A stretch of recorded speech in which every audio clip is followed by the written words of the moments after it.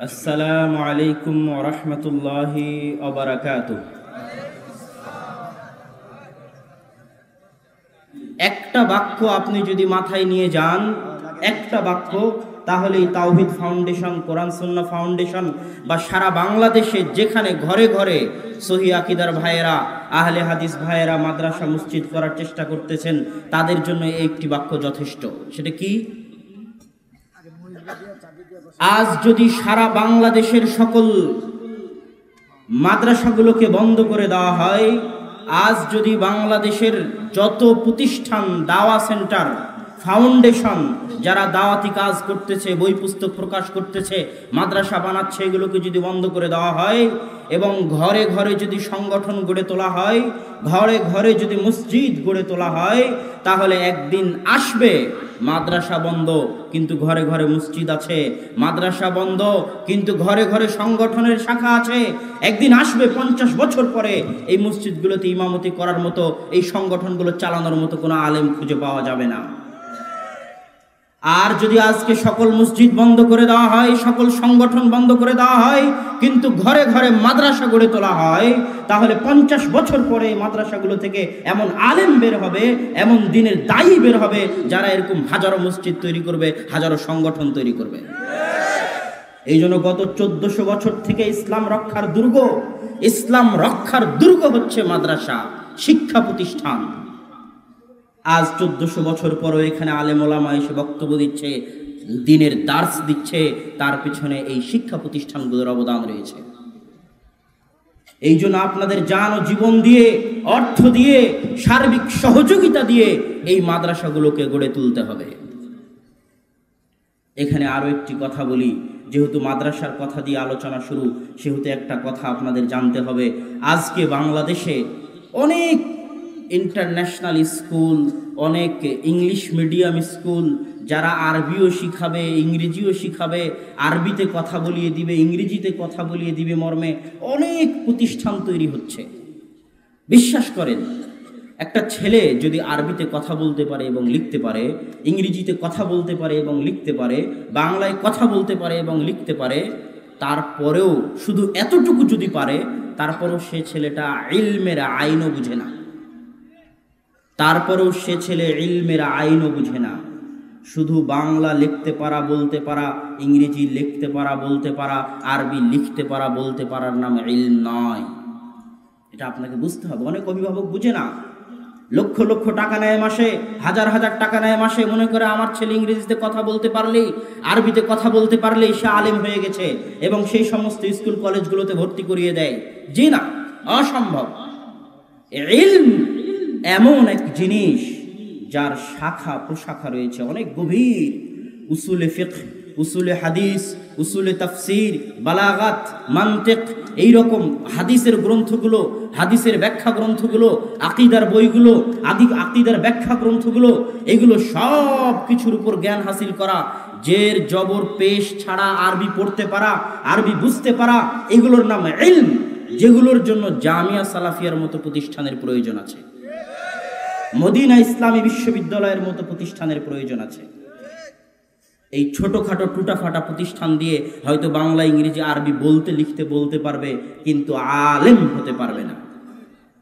আরো একটা কথা বলি, যে আপনাদের অনেক অভিভাবক এখানে উপস্থিত আছেন, যারা বিভিন্ন মাদ্রাসায় সন্তানকে পাঠান, বিভিন্ন প্রতিষ্ঠানে সন্তানকে পাঠান, তাদেরকে উদ্দেশ্য করে একটা কথা বলতে চাই, যে আপনার সন্তানের প্রথম মাদ্রাসা, প্রথম বিশ্ববিদ্যালয়, প্রথম জামিয়া সালাফিয়া, প্রথম মদিনা ইসলামী বিশ্ববিদ্যালয় হচ্ছেন আপনি এবং আপনার স্ত্রী। পরিবারই হচ্ছে একটা সন্তানের প্রথম স্কুল, প্রথম মাদ্রাসা, প্রথম মদিনা বিশ্ববিদ্যালয়, প্রথম জামিয়া সালাফিয়া। পরিবার যদি তাকে আদর্শ শিক্ষা দিতে ব্যর্থ হয়, তাহলে পরবর্তীতে মদিনা ইসলামী বিশ্ববিদ্যালয় কিছু করতে পারবে না। এই জন্য আপনাকে সন্তানকে মানুষ করতে চাইলে পরিবার দিয়ে শুরু করতে হবে। 3.5 বছর থেকে নিয়ে 5-5.5 বছর যে সময়টা আপনার সন্তান আপনার বাড়িতে থাকে, সেটাই হচ্ছে তার প্রথম স্কুল। সেই বিষয়ে আমরা বক্তব্যের শেষে আলোচনা করব। তার আগে বক্তব্যের শুরুতে আরও একটি গুরুত্বপূর্ণ কথা। যখন হামদ এবং সানা বলছিলাম, তখন বলেছিলাম শান্তি অবতীর্ণ হোক সর্বশেষ রাসূল মুহাম্মদ সাল্লাল্লাহু আলাইহি ওয়াসাল্লামের উপর। দুঃখজনক হলেও সত্য, আজকের বাংলাদেশে উত্তরবঙ্গের পঞ্চগড় জেলায় 23 এবং 24 ফেব্রুয়ারিকে সামনে রেখে কাদিয়ানীরা সারা পৃথিবী থেকে একত্রিত হয়ে ইজতেমা আয়োজন করার চেষ্টা করেছিল। এই কাদিয়ানীরা বাংলাদেশের ইতিহাসে প্রথম, পৃথিবীর ইতিহাসে প্রথম এইভাবে একত্রিত হয়ে কোথাও সম্মিলিত হয়ে ইজতেমা আয়োজন করার চেষ্টা করেছে। এই জন্য বক্তব্যের শুরুতে কাদিয়ানীদের বিষয়েও কিছু বলে নেওয়া জরুরি মনে করছি, ঈমানের দাবি মনে করছি। রাসূল সাল্লাল্লাহু আলাইহি ওয়াসাল্লাম সহিহ বুখারীর হাদিসে বলতেছেন, লা নাবিয়্যা বা'দি, আমার পরে কোনো নবী আসবে না।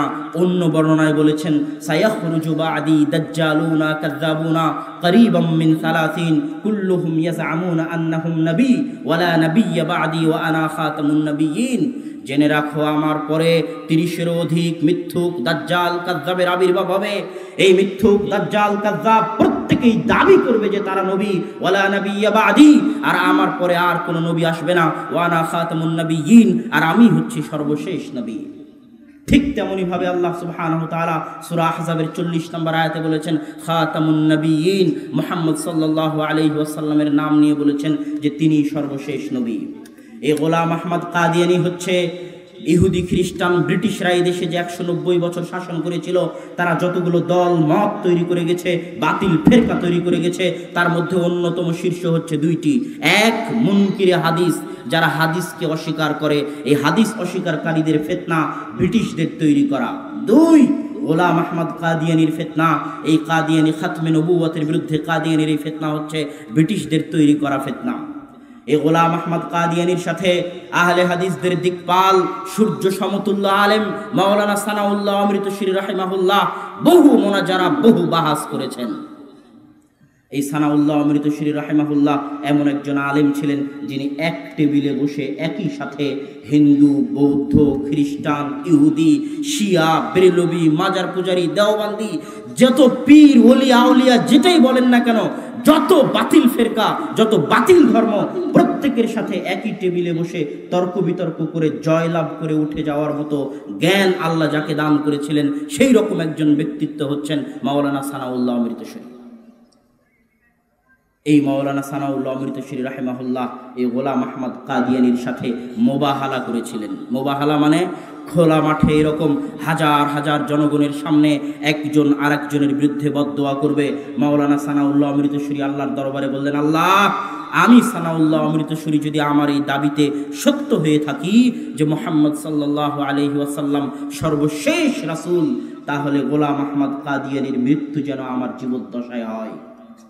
গোলাম আহমদ কাদিয়ানীও আল্লাহর দরবারে দোয়া করলো, আল্লাহ, আমি গোলাম আহমদ কাদিয়ানী যদি আমার দাবিতে সত্য হয়ে থাকি যে আমি নবী, তাহলে মাওলানা সানাউল্লাহ অমৃতসরীর মৃত্যু যেন আমার জীবদ্দশায় হয়। এই মর্মে তারা উভয়ে মোবাহালা করেন। মোবাহালা করার পর গোলাম আহমদ কাদিয়ানীর ন্যাক্কারজনকভাবে, নিকৃষ্টভাবে বাথরুমে পড়ে তার মৃত্যু হয় এবং তার মৃত্যুর পরে 40 বছর যাবৎ পৃথিবীর বুকে খাতমে নবুয়তের মুজিজা হিসেবে মাওলানা সানাউল্লাহ অমৃতসরী রাহিমাহুল্লাহ জীবিত ছিলেন। অথচ আজকে দেখবেন একদল মানুষকে যারা বলবে যে আহলে হাদিসরা হচ্ছে ইহুদি খ্রিস্টানদের গোলাম, বলে না? সেই দিন একজনকে দেখলাম স্ট্যাটাস দিয়েছে যে কাদিয়ানীদের বিরুদ্ধে মুসলমানদের যে আন্দোলন, এই আন্দোলনের ইতিহাস উল্লেখ করতে গিয়ে কিন্তু কোথাও মাওলানা সানাউল্লাহ অমৃতসরীর নাম নেয়নি। অথচ মাওলানা সানাউল্লাহ অমৃতসরী হচ্ছেন কাদিয়ানীদের বিরুদ্ধে সবচেয়ে বড় যোদ্ধা।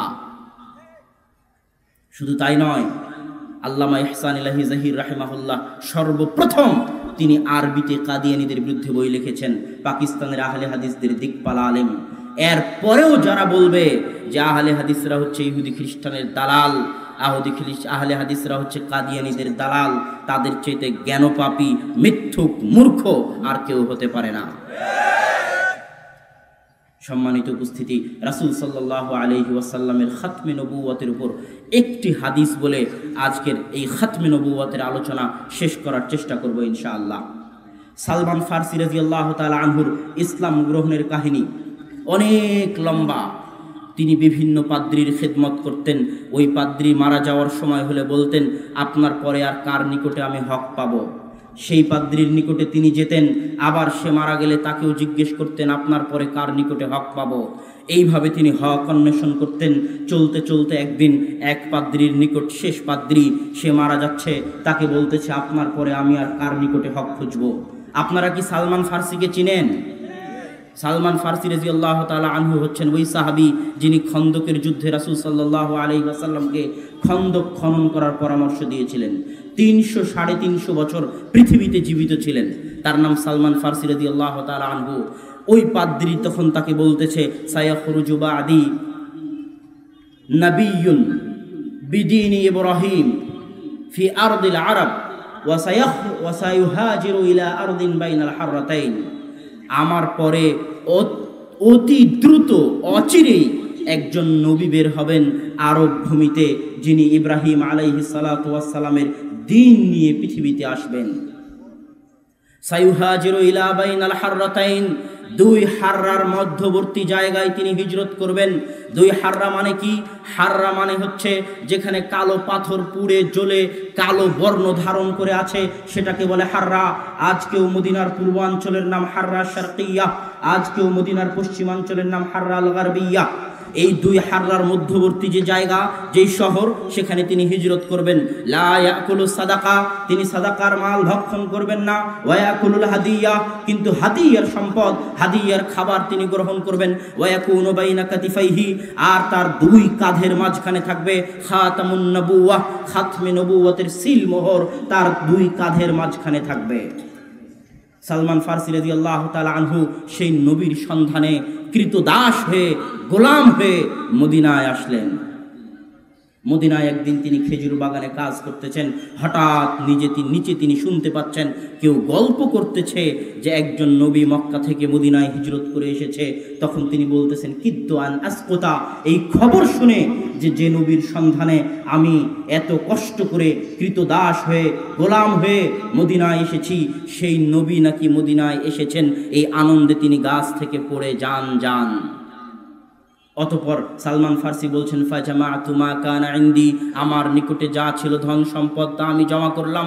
ওয়া যাহাবতু ইলা রাসূলিল্লাহি সাল্লাল্লাহু আলাইহি ওয়াসাল্লাম, অতঃপর রাসূল সাল্লাল্লাহু আলাইহি ওয়াসাল্লামের দরবারে গেলাম।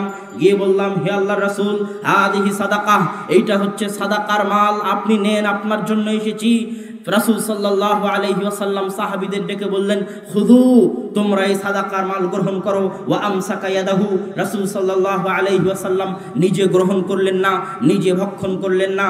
সালমান ফার্সি রাদিয়াল্লাহু তাআলা আনহু আলামত পেয়ে বাড়িতে ফিরে আসলেন। পরের দিন তিনি আবার তার নিকটে যা ছিল ধন সম্পদ, টাকা পয়সা, খাবার দাবার তা জমা করলেন। ওয়া যাহাবা ইলা রাসূলিল্লাহি সাল্লাল্লাহু আলাইহি ওয়াসাল্লাম, আল্লাহর রাসূলের দরবারে গেলেন। গিয়ে বললেন, ইয়া রাসূলুল্লাহ, রাআইতুকা আন্নাকা লা তাকুলুস সাদাকা, হে আল্লাহর রাসূল, আমি আপনাকে দেখেছি আপনি সাদকার মাল ভক্ষণ করেন না, সাদকার সম্পদ ভক্ষণ করেন না, তাই আজকে আপনার দরবারে হাদিয়া নিয়ে এসেছি। তখন রাসূল সাল্লাল্লাহু আলাইহি ওয়াসাল্লাম সেই হাদিয়া গ্রহণ করলেন, খেলেন। আপনাদের অন্তরে প্রশ্ন জাগতে পারে যে সাদকা এবং হাদিয়ার মধ্যে পার্থক্য কি? যে রাসূল সাল্লাল্লাহু আলাইহি ওয়াসাল্লাম সাদকা খাচ্ছেন কিন্তু হাদিয়া খাচ্ছেন না। সাদকা হচ্ছে যেটা দান করার উদ্দেশ্যে গরিব মিসকিনকে দেওয়া হয়, ফকিরকে দেওয়া হয়। একজন লাখপতি কোটিপতিকে তো আপনি সাদকা দিতে পারেন না, তার তো টাকার কোনো প্রয়োজন নাই। লাখপতি কোটিপতিকে যদি কিছু দেন সেটা হবে হাদিয়া, বন্ধু হিসেবে, ভালোবাসেন হিসেবে কিছু দিলেন সেটা হাদিয়া। আর যে মুখাপেক্ষী, যার টাকা পয়সা নাই, গরিব মিসকিন, তাকে দান হিসেবে যে টাকা দিচ্ছেন সেটাকে বলে সাদকা। তখন সালমান ফার্সি রাদিয়াল্লাহু তাআলা আনহু রাসূল সাল্লাল্লাহু আলাইহি ওয়াসাল্লামের চারপাশে ঘুরতে লাগলেন। তিনি বলতেছেন, ইস্তাদারতু, আমি রাসূল সাল্লাল্লাহু আলাইহি ওয়াসাল্লামের চারপাশে ঘুরতে লাগলাম, অনুসন্ধান করতে লাগলাম সেই শেষ আলামত যেটা তার দুই কাঁধের মাঝ বরাবর রয়েছে। তখন সালমান ফার্সি বলছেন, ফাস্তাসবাসা রাসূলুল্লাহ সাল্লাল্লাহু আলাইহি ওয়াসাল্লাম, আল্লাহর রাসূল বুঝে ফেলেছেন যে আমি এমন কিছু অনুসন্ধান করতেছি, এমন কিছু দেখতে চাচ্ছি যেটা আমাকে বলা হয়েছে যে শেষ নবী মুহাম্মদ সাল্লাল্লাহু আলাইহি ওয়াসাল্লামের জন্য এই আলামতটি থাকবে, সেই আলামতটি আমি খুঁজতেছি, এটা রাসূল সাল্লাল্লাহু আলাইহি ওয়াসাল্লাম বুঝে গেছেন। বুঝে যাওয়ার পর আল কারিদাহু মিন যাহরি, রাসূল সাল্লাল্লাহু আলাইহি ওয়াসাল্লাম তার পিঠ থেকে তার চাদর ফেলে দিলেন। তখন সালমান ফারসি সেখানে খাতমে নবুয়তের মোহর হিসেবে রাসূল সাল্লাল্লাহু আলাইহি ওয়াসাল্লামের দুই কাঁধের মাঝে যে গোশতপিণ্ড উঁচু হয়ে আছে, যেভাবে তার পাদ্রী বলেছিল ঠিক হুবহু সেইভাবে যখন দেখতে পেলেন তখন তিনি কেঁদে দিলেন, সেখানে চুমু দিলেন এবং বললেন আশহাদু আল্লা ইলাহা ইল্লাল্লাহ ওয়া আশহাদু আন্না মুহাম্মাদার রাসূলুল্লাহ, আমি সাক্ষ্য দিচ্ছি আল্লাহ ব্যতীত কোনো মাবুদ নেই আর মুহাম্মদ সাল্লাল্লাহু আলাইহি ওয়াসাল্লাম আল্লাহর রাসূল। এই হাদিস প্রমাণ করে যে রাসূল সাল্লাল্লাহু আলাইহি ওয়াসাল্লামের দুই কাঁধের মাঝে যে গোশতপিণ্ড উঁচু ছিল সেটা হচ্ছে আল্লাহর পক্ষ থেকে মেরে দেওয়া খাতমে নবুয়তের সিলমোহর, যে মুহাম্মদ সাল্লাল্লাহু আলাইহি ওয়াসাল্লামের পরে পৃথিবীতে আর কোনো নবী আসবেন না। আর পৃথিবীতে কোনো নবী আসার প্রয়োজন নাই এই উম্মতের জন্য। কেন জানেন? একটা সময় ছিল যখন ইব্রাহিম আলাইহিস সালাতু ওয়াস সালাম এক জায়গায় দাওয়াতি কাজ করতেন, তার ভাতিজা লূত আলাইহিস সালাতু ওয়াস সালাম আরেক জায়গায় দাওয়াতি কাজ করতেন। একই পৃথিবীতে একই সময়ে দুইজন নবী বসবাস করতেন, ততোধিক নবী বসবাস করতেন। কিন্তু মুহাম্মদ সাল্লাল্লাহু আলাইহি ওয়াসাল্লামের পরে কিয়ামত পর্যন্ত এই ইসলামকে টিকিয়ে রাখার জন্য, এই উম্মতের দাওয়াতি কাজের জন্য আর নবীর প্রয়োজন নাই। কেন? রাসূল সাল্লাল্লাহু আলাইহি ওয়াসাল্লাম বলে দিয়েছেন আল উলামা ওয়ারাসাতুল আম্বিয়া লা ইওয়ারিসুনা দিনারান ওয়ালা দিরহামান বাল ইওয়ারিসুনাল ইলম। আলেমগণ উত্তরাধিকারী রেখে গেছেন, টাকা পয়সার উত্তরাধিকারী নয়, ধন দৌলতের ওয়ারিস নয়, ধন দৌলতের উত্তরাধিকারী নয়, আলেমদেরকে তার রেখে যাওয়া কোরআন এবং হাদিসের উত্তরাধিকারী করে গেছেন। কিয়ামত পর্যন্ত আলেমগণ এই দিনকে টিকিয়ে রাখবে। এই জন্য আর এক হাদিসে রাসূল সাল্লাল্লাহু আলাইহি ওয়াসাল্লাম বলেছেন প্রত্যেক 100 বছরের মাথায় একজন মুজাদ্দিদের আবির্ভাব হবে। সেই মুজাদ্দিদ প্রতি 100 বছরের মাথায় একজন মুজাদ্দিদ এসে ইসলামকে পুনরুজ্জীবিত করবে, ইসলামের দাওয়াতে পুনরায় জান এবং প্রাণ ফুঁকে দিবে। তাই আজ 1400 বছর পরেও ইসলাম টিকে আছে আলেম ওলামার দাওয়াতের বরকতে, আলেম ওলামা এবং শিক্ষা প্রতিষ্ঠান মাদ্রাসার দাওয়াতি কাজের মাধ্যমে। এই জন্য কিয়ামত পর্যন্ত এই উম্মতে, এই ধর্মে আর দ্বিতীয় কোনো নবীর প্রয়োজন নেই। এবার শেষ কথা, এই গোলাম আহমদ কাদিয়ানীর অনুসারী, এই কাদিয়ানীরা তো কাফের। কাফের যারা কাদিয়ানীদেরকে কাফের মনে করবে না তারাও কাফের। আরো একটি জরুরি কথা বাংলাদেশ সরকারের উপর দাবি জানিয়ে বলতে চাই যে এদেশে কাদিয়ানীরা কাফের হয়ে কাদিয়ানী নাম নিয়ে বসবাস করুক, কোনো আপত্তি নাই। এদেশে হিন্দুরা বসবাস করে, খ্রিস্টানেরা বসবাস করে, বৌদ্ধরা বসবাস করে, কাদিয়ানীরাও কাফের হয়ে কাদিয়ানী নাম নিয়ে বসবাস করুক, কোনো আপত্তি নাই। কিন্তু আহমদী মুসলিম নাম নিয়ে বসবাস করার অধিকার তাদের নাই। ৪৫-এর অধিক রাষ্ট্রে কাদিয়ানীদেরকে কাফের ঘোষণা করা হয়েছে। অচিরে আমরা দাবি জানাই বাংলাদেশেও যেন এই কাদিয়ানীদেরকে কাফের ঘোষণা করা হয়। তারা কাফের হয়ে এদেশে বসবাস করুক, কিন্তু আহমদী মুসলিম নাম নিয়ে এদেশে বসবাস করবে তা বাংলাদেশের 16 কোটি মুসলমান কোশ্চেনকালেও বরদাস্ত করবে না। সম্মানিত উপস্থিতি, কাদিয়ানীদের বিষয়ে এই সংক্ষিপ্ত আলোচনা করে আমি আমার বক্তব্যের দিকে ফিরে যাচ্ছি। আমার বক্তব্যের বিষয় ঈমান বা আকীদার পরিচয়। ঈমান বা আকীদার কেন প্রয়োজন? তাওহীদের বিশ্বাসের কেন প্রয়োজন? আমি একটা উদাহরণ দিই, আপনাদের বুঝাই। কুমিল্লার বক্তব্যে তো একটা উদাহরণ দিয়েছিলাম, আজকে আর একটা উদাহরণ নেন। মানুষের এই শরীর টিকে থাকার জন্য খাবারের প্রয়োজন আছে না নাই? একমাত্র আল্লাহুস সামাদ, একমাত্র মুখাপেক্ষীহীন সত্তাকে আল্লাহ। তাছাড়া প্রত্যেক মানুষ আল্লাহ ব্যতীত প্রত্যেকেই কোনো না কোনো কিছুর মুখাপেক্ষী। যেমন আমি মানুষ 3 বেলা 4 বেলা 5 বেলা খাবারের মুখাপেক্ষী। যদি খাবার গ্রহণ না করি আমার এই শরীর অচল হয়ে যাবে। আমার এই শরীরের খাদ্য যেমন খাবার, আমার এই শরীরকে টিকিয়ে রাখার জন্য, মজবুত রাখার জন্য যেমন আমাকে খাদ্য গ্রহণ করতে হয়, তেমনি আমার শরীরের আরেকটা অংশ আছে, সেই অংশটার নাম হচ্ছে রূহ, আত্মা, কলব। ওই আত্মারও কিছু খাবার লাগে, ওই আত্মাকেও বাঁচিয়ে রাখার জন্য খাবার লাগে। গুনাহে জর্জরিত হৃদয়, গুনাহে জর্জরিত আত্মা কান্না করতে থাকে, ক্রন্দন করতে থাকে। হতাশায় ভুগতে থাকে, দুঃখে কষ্টে ভুগতে থাকে, পাপের চাপে হৃদয় কালো হয়ে যায়, বারবার ফিরে যেতে চায় প্রতিপালকের দরবারে, বারবার ফিরে যেতে চায় প্রতিপালকের দরবারে, কিন্তু মানুষ ফিরে যায় না, মানুষ ফিরিয়ে নিয়ে যেতে চায় না, কিন্তু আত্মা ফিরে যেতে চায়। আত্মা, ওই কলুষিত আত্মা, ওই ক্ষুধার্ত আত্মা, ওই কষ্টে দুঃখে হতাশায় জর্জরিত পর্যুদস্ত আত্মা, যে কখনো আত্মহত্যা করতে চায়, কখনো রাতে ঘুম হয় না অশান্তির কারণে, ওই আত্মার ফিরে যাওয়ার জায়গা, ওই আত্মার একমাত্র খাদ্য হচ্ছে ঈমান এবং তাওহীদ। ওই আত্মাকে ঈমান এবং তাওহীদের খাবার দিন, আল্লাহর পরিচয় দিন, আল্লাহর জিকির দিন, আত্মা প্রশান্ত হয়ে যাবে। এই জন্য আল্লাহ সুবহানাহু ওয়া তাআলা কোরআন মাজিদে বলেছেন, আলা বিযিকরিল্লাহি তাতমাইন্নুল কুলুব। আল্লাহ সুবহানাহু ওয়া তাআলার স্মরণে আত্মাগুলো প্রশান্ত হয়ে যায়। হতাশায় ভুক্ত আত্মা, উত্তেজিত আত্মা, বিপদগ্রস্ত আত্মা আল্লাহ সুবহানাহু ওয়া তাআলার স্মরণে প্রশান্ত হয়ে যায়। এই আয়াত দিয়ে আমি আরেকটা কথা বলতে চাই। দেখবেন কিছুদিন পরে মনে হয় মাহফিল আছে একজন পীরের, যে পীরের মাহফিলে বাসে মানুষ উঠাউঠি করে না, লাফালাফি করে, এর মধ্যে গড়াগড়ি করে, স্টেজে এসে করে না। আল্লাহর জিকিরে তারা নাকি পাগল হয়ে যায়। মিথ্যুক, ডাহা মিথ্যুক। কেন? আল্লাহ নিজে কোরআনে বলেছেন, আলা বিযিকরিল্লাহি তাতমাইন্নুল কুলুব। আল্লাহর স্মরণে আত্মা প্রশান্ত হয়। যদি আত্মা প্রশান্তই হবে, তাহলে বাসে উঠে লাফালাফি করছে কেন, স্টেজে উঠে লাফালাফি করছে কেন? এই জন্য যে সে জিকির করে না, সে মিথ্যা জিকির করে, আল্লাহর জিকির করে না। যদি আল্লাহর জিকির করে তাহলে আত্মা প্রশান্ত হবে। আল্লাহ নিজে বলছেন, আলা বিযিকরিল্লাহি তাতমাইন্নুল কুলুব। আল্লাহর জিকিরে আত্মা প্রশান্ত হয়। সম্মানিত উপস্থিতি, এই জন্য তাওহীদ এবং ঈমানের প্রয়োজন রয়েছে। কেন? তাওহীদ এবং ঈমান হচ্ছে আত্মার খাদ্য, আত্মার প্রশান্তি পাওয়ার জায়গা, আত্মার নিরাপত্তা পাওয়ার জায়গা। এই জন্য আমরা আল্লাহ সুবহানাহু তাআলার পরিচয় জানবো, আল্লাহ সুবহানাহু তাআলার গুণাবলী জানবো, যাতে আমাদের আত্মা প্রশান্ত হয়, আমাদের আত্মা আল্লাহর দিকে ফিরে যেতে পারে। আমি এই বক্তব্যের, ঈমানের পরিচয়ের বক্তব্যে 4 ভাগে বিভক্ত করতাম, যে আল্লাহ সুবহানাহু তাআলার ঈমান 4 ভাগে বিভক্ত। আল ঈমান বিউজুদিল্লাহ, আল ঈমান বিরুবুবিয়্যাতিল্লাহ, আল ঈমান বিউলুহিয়্যাতিল্লাহ, আল ঈমান বিআসমাইল্লাহ ওয়া সিফাতিহি। আল্লাহ সুবহানাহু তাআলার অস্তিত্বে বিশ্বাস, এটা আমরা মোটামুটি সকলেই করি। এবার আল্লাহ সুবহানাহু তাআলাকে রব হিসেবে বিশ্বাস করা 2, আর 3 আল্লাহ সুবহানাহু তাআলাকে ইলাহ হিসেবে বিশ্বাস করা। আপনাদের মনে প্রশ্ন জাগতে পারে যে আল্লাহকে রব হিসেবে বিশ্বাস করা একটা প্রকার, আর আল্লাহকে ইলাহ হিসেবে বিশ্বাস করা আর একটা প্রকার। এটা কেমন কথা? হয়তো আপনি বুঝতে পারবেন না, এই জন্য আমি একটু বুঝাই। রব শব্দের অর্থ হচ্ছে লালন পালন করা, তারবিয়াত করা। আল্লাহ সুবহানাহু তাআলা আপনাকে লালন পালন করেন যেভাবে আপনার মা, আপনার বাবা আপনাকে লালন পালন করেছেন।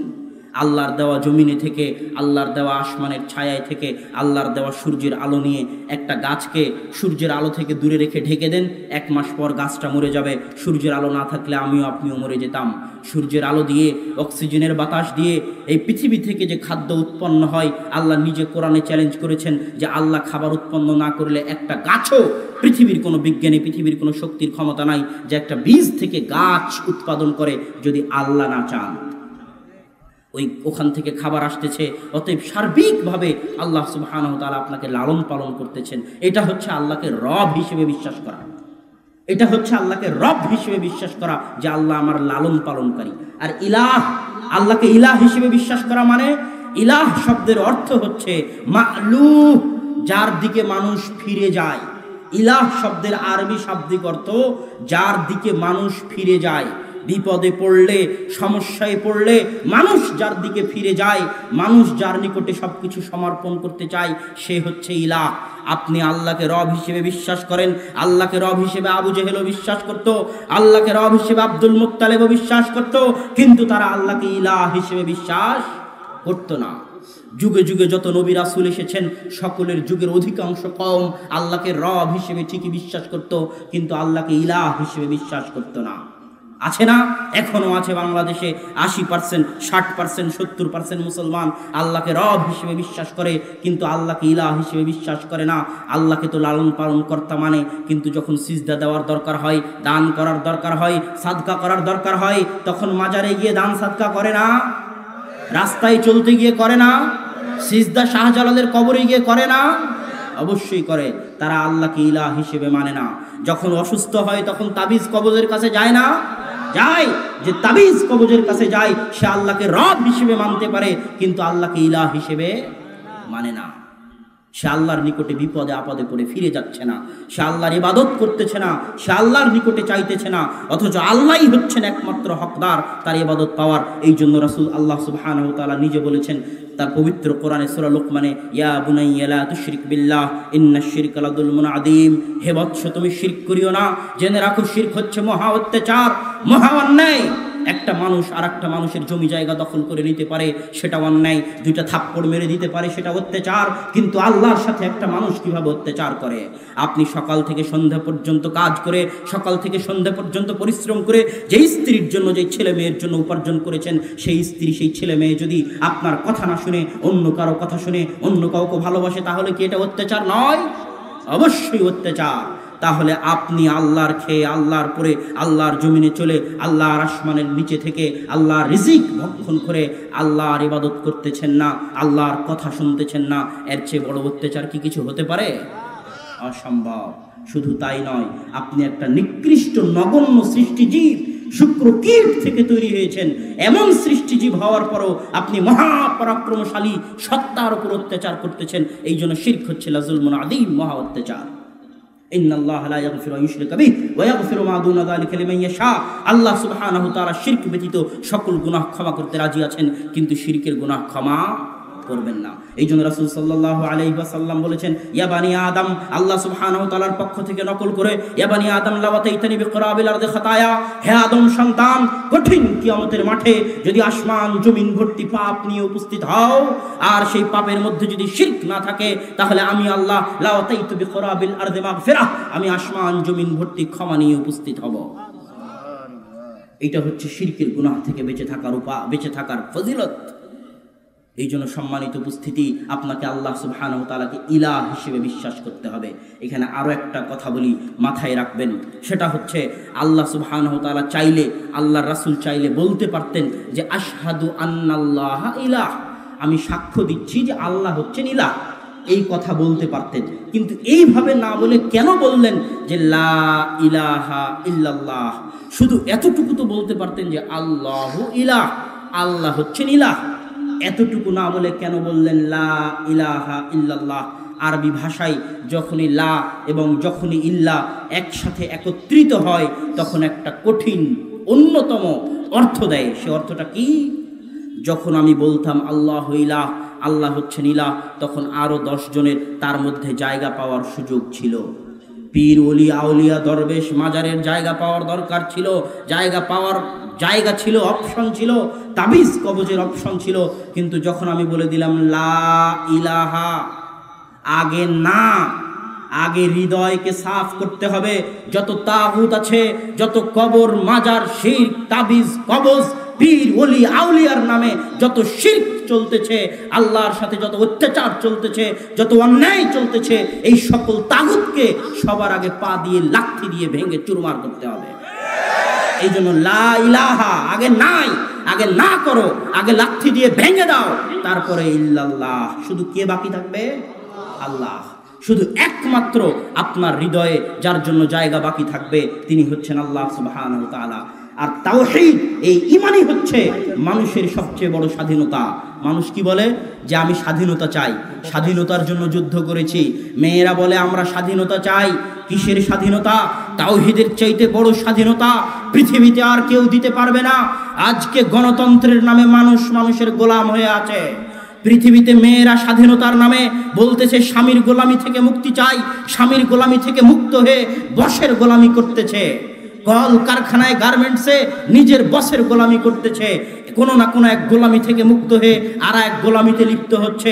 গোলামি থেকে মুক্ত হওয়ার, স্বাধীন হওয়ার সবচেয়ে বড় মাধ্যম, সবচেয়ে বড় উপায় হচ্ছে তাওহীদ। কেন? যখন অন্তরে লা ইলাহা ইল্লাল্লাহ প্রবেশ করবে, আল্লাহ ব্যতীত কারো জায়গা যখন অন্তরে থাকবে না, তখন তাওহীদ যখন হৃদয়ে প্রবেশ করবে, তখন আপনি দুনিয়ার কোনো মানুষকে বিন্দুমাত্র পরোয়া করবেন না। আপনি কোনো জিন শয়তানকে পরোয়া করবেন না, আপনি কোনো তাবিজ কবজকে পরোয়া করবেন না। পৃথিবীর কেউ আপনাকে যাররা পরিমাণ ভয় দেখাতে পারবে না। কেননা আপনি একমাত্র কাকে ভয় করেন? আল্লাহ সুবহানাহু ওয়া তাআলাকে ভয় করেন। এই জন্য একজন তাওহীদে বিশ্বাসী একজন মুমিন একটা পারমাণবিক বোমের চেয়েও শক্তিশালী। ইব্রাহিম আলাইহিস সালাতু ওয়াস সালামকে আগুনে জ্বালিয়ে দেওয়া হলো, তবুও তিনি তাওহীদ থেকে ফিরে আসেননি। রাসূল সাল্লাল্লাহু আলাইহি ওয়াসাল্লাম নিজেও বলেছেন, লাইন হুররিকতা আও কুতিলতা, তোমাকে যদি আগুনে জ্বালিয়ে দেওয়া হয়, তোমাকে যদি হত্যাও করা হয়, তবু তাওহীদ ছাড়বে না, শিরক করবে না। এটাই হচ্ছে পারমাণবিক বোমের চেয়ে শক্তিশালী। কেন?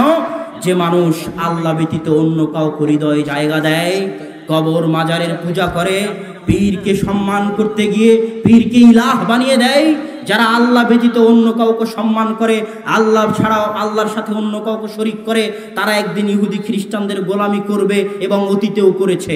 এই জন্য ইহুদি খ্রিস্টানদের তাদের সাথে কোনো শত্রুতা নাই। ইহুদি খ্রিস্টানরা খুব ভালোভাবে জানে, আরে যে আজকে কবরের সামনে মাথা নত করতেছে, সে একদিন আমার সামনেও মাথা নত করবে। এটা তারা খুব ভালোভাবে জানে যে যে একদিন আজকে কবর, তাবিজ, পূজা ইত্যাদির সামনে মাথা নত করতেছে, সে একদিন আমার সামনেও মাথা নত করবে। কিন্তু ওই মুমিন যে তাওহীদে বিশ্বাসী, যে পৃথিবীর কোনো কিছুর সামনে মাথা নত করে না, যদিও তাকে জ্বালিয়ে দেওয়া হয়, যদিও তাকে পুড়িয়ে দেওয়া হয়, তবু ইব্রাহিম আলাইহিস সালাতু ওয়াস সালামের মতো আগুনের দরিয়ায় ঝাঁপ দিতে রাজি আছে, কিন্তু তাওহীদের সাথে বিন্দুমাত্র আপোষ করতে রাজি নাই। এই রকম মুমিন যে পারমাণবিক বোমের চেয়ে শক্তিশালী, এটা ইহুদি খ্রিস্টানরা জানে। এই জন্য ওই জাতীয় মুমিন, ওই জাতীয় তাওহীদপন্থী মুমিনদের বিরুদ্ধে তাদের সকল ষড়যন্ত্র। সম্মানিত উপস্থিতি, আমরা আলোচনা করছিলাম ঈমান, আকীদা এবং তাওহীদের গুরুত্ব নিয়ে, এবং সেটার প্রকার বলতে গিয়ে আল্লাহ সুবহানাহু ওয়া তাআলা রব হিসেবে আল্লাহকে বিশ্বাস করা, ইলাহ হিসেবে আল্লাহকে বিশ্বাস করা, এই কথা বলে আল্লাহ সুবহানাহু ওয়া তাআলার নাম এবং গুণাবলীর দিকে এগিয়ে যাচ্ছি। আল্লাহ সুবহানাহু ওয়া তাআলার নাম এবং গুণাবলীর গুরুত্ব সীমাহীন এবং অপরিসীম। জেনে রাখবেন, যত আপনারা বরকতের কথা বলেন যে আল্লাহ আপনার ধন সম্পদে বরকত দিক, আল্লাহ আপনার টাকা পয়সায় বরকত দিক, আল্লাহ আপনার সন্তান সন্ততি বরকত দিক, যত বরকতের কথা বলেন, সকল বরকতের উৎস কোথায়? আল্লাহ। আল্লাহ ব্যতীত অন্য কোথাও থেকে বরকত আসে না, এবং আল্লাহর সাথে সংশ্লিষ্ট যা কিছু আছে সবই বরকতময়। এই কোরআন কার বাণী? আল্লাহর বাণী। এই জন্য কোরআনও বরকতময়। কথা কি বুঝতে পারছেন? এই জন্য পবিত্র কোরআন যে বাড়িতে পড়া হবে সেখানে বরকত অবতীর্ণ হবে। এই জন্য আল্লাহর সাথে সংশ্লিষ্ট যা কিছু আছে সবই বরকতময়। অতএব আল্লাহর নাম এবং আল্লাহর গুণাবলীও বরকতময়। আল্লাহর নাম দিয়ে যে কাজ শুরু করা হবে সেটাতে বরকত হবেই হবে। রাসূল সাল্লাল্লাহু আলাইহি ওয়াসাল্লাম মুসলিম জাতিকে প্রতি পদে পদে আল্লাহর নাম দিয়ে কাজ শুরু করার কথা বলেছেন। ঘর থেকে বের হওয়া, খানা গ্রহণ করা, খাদ্য গ্রহণ করা, পানি পান করা, যত কাজ রয়েছে পৃথিবীতে, পবিত্র কোরআন তেলাওয়াত করা, সকল কাজ আল্লাহর নাম দিয়ে শুরু করতে বলেছেন। শুধু তাই নয়, প্রত্যেক যে প্রাণী আল্লাহর নাম ব্যতীত অন্য কারো নামে জবেহ করা হয়, তার গোশত খাওয়া কি হালাল? হালাল নয়। এটা হচ্ছে আল্লাহর নামের গুরুত্ব, আল্লাহর নামের বরকত, আল্লাহর নামের ফজিলত। আপনি একটা জিনিস একটা বাড়িতে রেখে আসলেন, বাড়িতে তালা নাই, চাবি নাই, বিসমিল্লাহ বলে রেখে আসেন, আল্লাহর ওসিলা দিয়ে রেখে আসেন, আল্লাহর নামের উপর ভরসা করে রেখে আসেন। কে হেফাজত করবে? আল্লাহ সুবহানাহু ওয়া তাআলা হেফাজত করবে। এটা হচ্ছে আল্লাহর নামের বরকত, আল্লাহর নামের গুরুত্ব। এই জন্য তাবারানীর ৭৫৩২ নম্বর হাদিসে রাসূল সাল্লাল্লাহু আলাইহি ওয়াসাল্লাম বলতেছেন, মান ক্বারা আয়াতুল কুরসি দুবুরা কুল্লি সালাতিন, কেউ যদি ৫ ওয়াক্ত সালাতের পরে আয়াতুল কুরসি পাঠ করে, তাহলে লা ইয়ামনাহু মিন দুখুলিল জান্নাহ ইল্লাল মাউত, তাকে জান্নাতে প্রবেশ করতে কিছুই বাধা দিবে না, একমাত্র মউত, মৃত্যু ছাড়া। সে মরলেই জান্নাতে যাবে, মরলেই জান্নাতে যাবে। সম্মানিত উপস্থিতি, আয়াতুল কুরসির মধ্যে এমন কি রয়েছে যে আয়াতুল কুরসি পাঠ করলে ৫ ওয়াক্ত সালাতের পরে আমি এবং আপনি জান্নাতে চলেই গেছি? যাইনি কেন, মরনি তাই।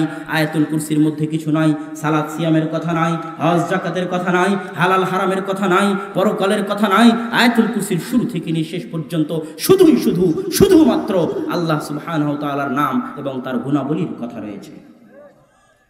সূরা ইখলাস পড়েন। রাসূল সাল্লাল্লাহু আলাইহি ওয়াসাল্লাম সহিহ মুসলিমের ৮১১ নম্বর হাদিসে বলতেছেন যে কেউ যদি সূরা ইখলাস একবার পড়ে, তা'দিলু সুলুসাল কোরআন, তাহলে পবিত্র কোরআনের ৩ ভাগের ১ ভাগ পড়ে নিল। আর যদি কেউ সূরা ইখলাস ৩ বার পাঠ করে, তাহলে সে যেন পবিত্র কোরআন শুরু থেকে নিয়ে শেষ পর্যন্ত একবার পাঠ করল। এই ৬০০ পৃষ্ঠার এই বই পৃথিবীর সর্বশ্রেষ্ঠ গ্রন্থ, যার প্রতি হরফে ১০ নেকি রয়েছে, এমন একটি গ্রন্থ। প্রথম থেকে শেষ পর্যন্ত পড়লে যত নেকি হবে, সূরা ইখলাস ৩ বার পাঠ করলে তত নেকি হবে। মাত্র ২ লাইনের এই সূরায় কিছুই নাই, হজ জাকাতের কথা নাই, সালাত সিয়ামের কথা নাই, হালাল হারামের কথা নাই, পরকালের কথা নাই। শুরু থেকে নিয়ে শেষ পর্যন্ত এই 2 লাইনে শুধু আল্লাহ সুবহানাহু ওয়া তাআলার নাম এবং তার গুণাবলীর কথা রয়েছে। সম্মানিত উপস্থিতি, এইভাবে যদি আমরা আরো দেখি যে রাসূল সাল্লাল্লাহু আলাইহি ওয়াসাল্লাম সুনানে আবু দাউদের 5080 নম্বর হাদিসে বলছেন, কেউ যদি সকালে উঠে বলে বিসমিল্লাহি লা ইয়াদুররু মা ইসমিহি শাইউন ফিল আরদি ওয়ালা ফিস সামা ওয়া হুয়াস সামিউল আলিম, ওই আল্লাহর নামে দিন শুরু করছি, যে আল্লাহর নামে দিন শুরু করলে আসমান এবং জমিনে এমন কোনো ক্ষমতা, এমন কোনো শক্তি নেই যে আমার বিন্দু মাত্র ক্ষতি করতে পারে, সেই আল্লাহর নামে দিন শুরু করছি। কেউ যদি এই দোয়া বলে দিন শুরু করে তাহলে সন্ধ্যা পর্যন্ত তার কোনো ক্ষতি হবে না। রাসূল সাল্লাল্লাহু আলাইহি ওয়াসাল্লাম বলেছেন, এই দোয়ার মধ্যে কিছুই নাই, শুধু আল্লাহর নামের ওসিলা আছে, যে আমি আল্লাহর নাম দিয়ে দিন শুরু করছি, যে আল্লাহর নাম দিয়ে দিন শুরু করলে আল্লাহ সুবহানাহু ওয়া তাআলার শক্তি এত যে তার নাম দিয়ে দিন শুরু করলে পৃথিবীর কোনো শক্তি, পৃথিবীর কোনো ক্ষমতা আমার বিন্দুমাত্র ক্ষতি করতে পারবে না। সম্মানিত উপস্থিতি, রাসূল সাল্লাল্লাহু আলাইহি ওয়াসাল্লাম সহিহ বুখারীর 2732 নম্বর হাদিসে বলছেন, ইন্না লিল্লাহি 99 আসমা, আল্লাহ সুবহানাহু ওয়া তাআলার 99টি নাম রয়েছে। মান আহসাহা দাখালাল জান্নাহ, যে ব্যক্তি 99টা নাম আয়ত্ত করে নিল সে জান্নাতে চলে গেল। 99টা নাম, আল্লাহর নাম আয়ত্ত করলেই জান্নাত। আল্লাহ সুবহানাহু ওয়া তাআলার নাম আয়ত্ত করলেই জান্নাত। এই আয়ত্ত করা মানে কি? এই আয়ত্ত করার ব্যাখ্যা করতে গিয়ে ইবনুল কাইয়িম রাহিমাহুল্লাহ বিস্তর ব্যাখ্যা করেছেন। তবে তার আগে আর একটা আয়াত পড়ে নেই। আল্লাহ সুবহানাহু ওয়া তাআলা সূরা আরাফের 180 নম্বর আয়াতে বলছেন, ওয়ালিল্লাহিল আসমাউল হুসনা ফাদউহু বিহা, আল্লাহ সুবহানাহু ওয়া তাআলার সবচেয়ে সুন্দর, সবচেয়ে উত্তম নাম রয়েছে, তোমরা আল্লাহকে সেই উত্তম, সেই সুন্দর নাম দিয়ে ডাকো। আল্লাহর নাম কেন সুন্দর? আল্লাহর নাম কেন উত্তম? শুনে রাখুন, আল্লাহ সুবহানাহু ওয়া তাআলার নাম এবং তার গুণের দিকে কেউ যদি বিন্দুমাত্র দুর্বল কিছু সম্পৃক্ত করে তাহলে আল্লাহ কত রাগান্বিত হন। সূরা মারিয়ামের 91 নম্বর আয়াতে আল্লাহ সুবহানাহু ওয়া তাআলা বলছেন, তাকাদুস সামাওয়াতু ইয়াতাফাত্তারনা মিনহু ওয়া তানশাক্কুল আরদু ওয়া তাখিরুল জিবালু হাদ্দা আন দাউ লিররহমানি ওয়ালাদা। ইহুদি খ্রিস্টানেরা আল্লাহর নামে এমন কিছু বলেছে, আল্লাহর দিকে এমন গুণকে সম্পৃক্ত করেছে যে সেই কথা, ইহুদি খ্রিস্টানদের ওই গুণের কথা যদি আসমান শুনে নেয়, আসমান ফেটে চৌচির হয়ে যাবে। যদি জমিন শুনে নেয় তাহলে জমিনও ফেটে খান খান হয়ে যাবে। আর যদি পাহাড় শুনে নেয়, তাখিরুল জিবালু হাদ্দা, একটা পাহাড় আর একটা পাহাড়ের সাথে ধাক্কা লেগে ফেটে চৌচির ভেঙে খান খান হয়ে যাবে। ওই কথা এত জঘন্য, ওই কথা এত খারাপ, ওই কথা এত নিকৃষ্ট। কি সেই কথা? আন দাউ লিররহমানি ওয়ালাদা। ইহুদি খ্রিস্টানরা বলেছে আল্লাহর নাকি সন্তান আছে। তারপরে আল্লাহর কথা শুনেন, এরপরে আল্লাহ সুবহানাহু ওয়া তাআলা বলছেন, জেনে রাখো, ইন কুল্লু মান ফিস সামাওয়াতি ওয়াল আরদি ইল্লা আতির রহমানি আবদা।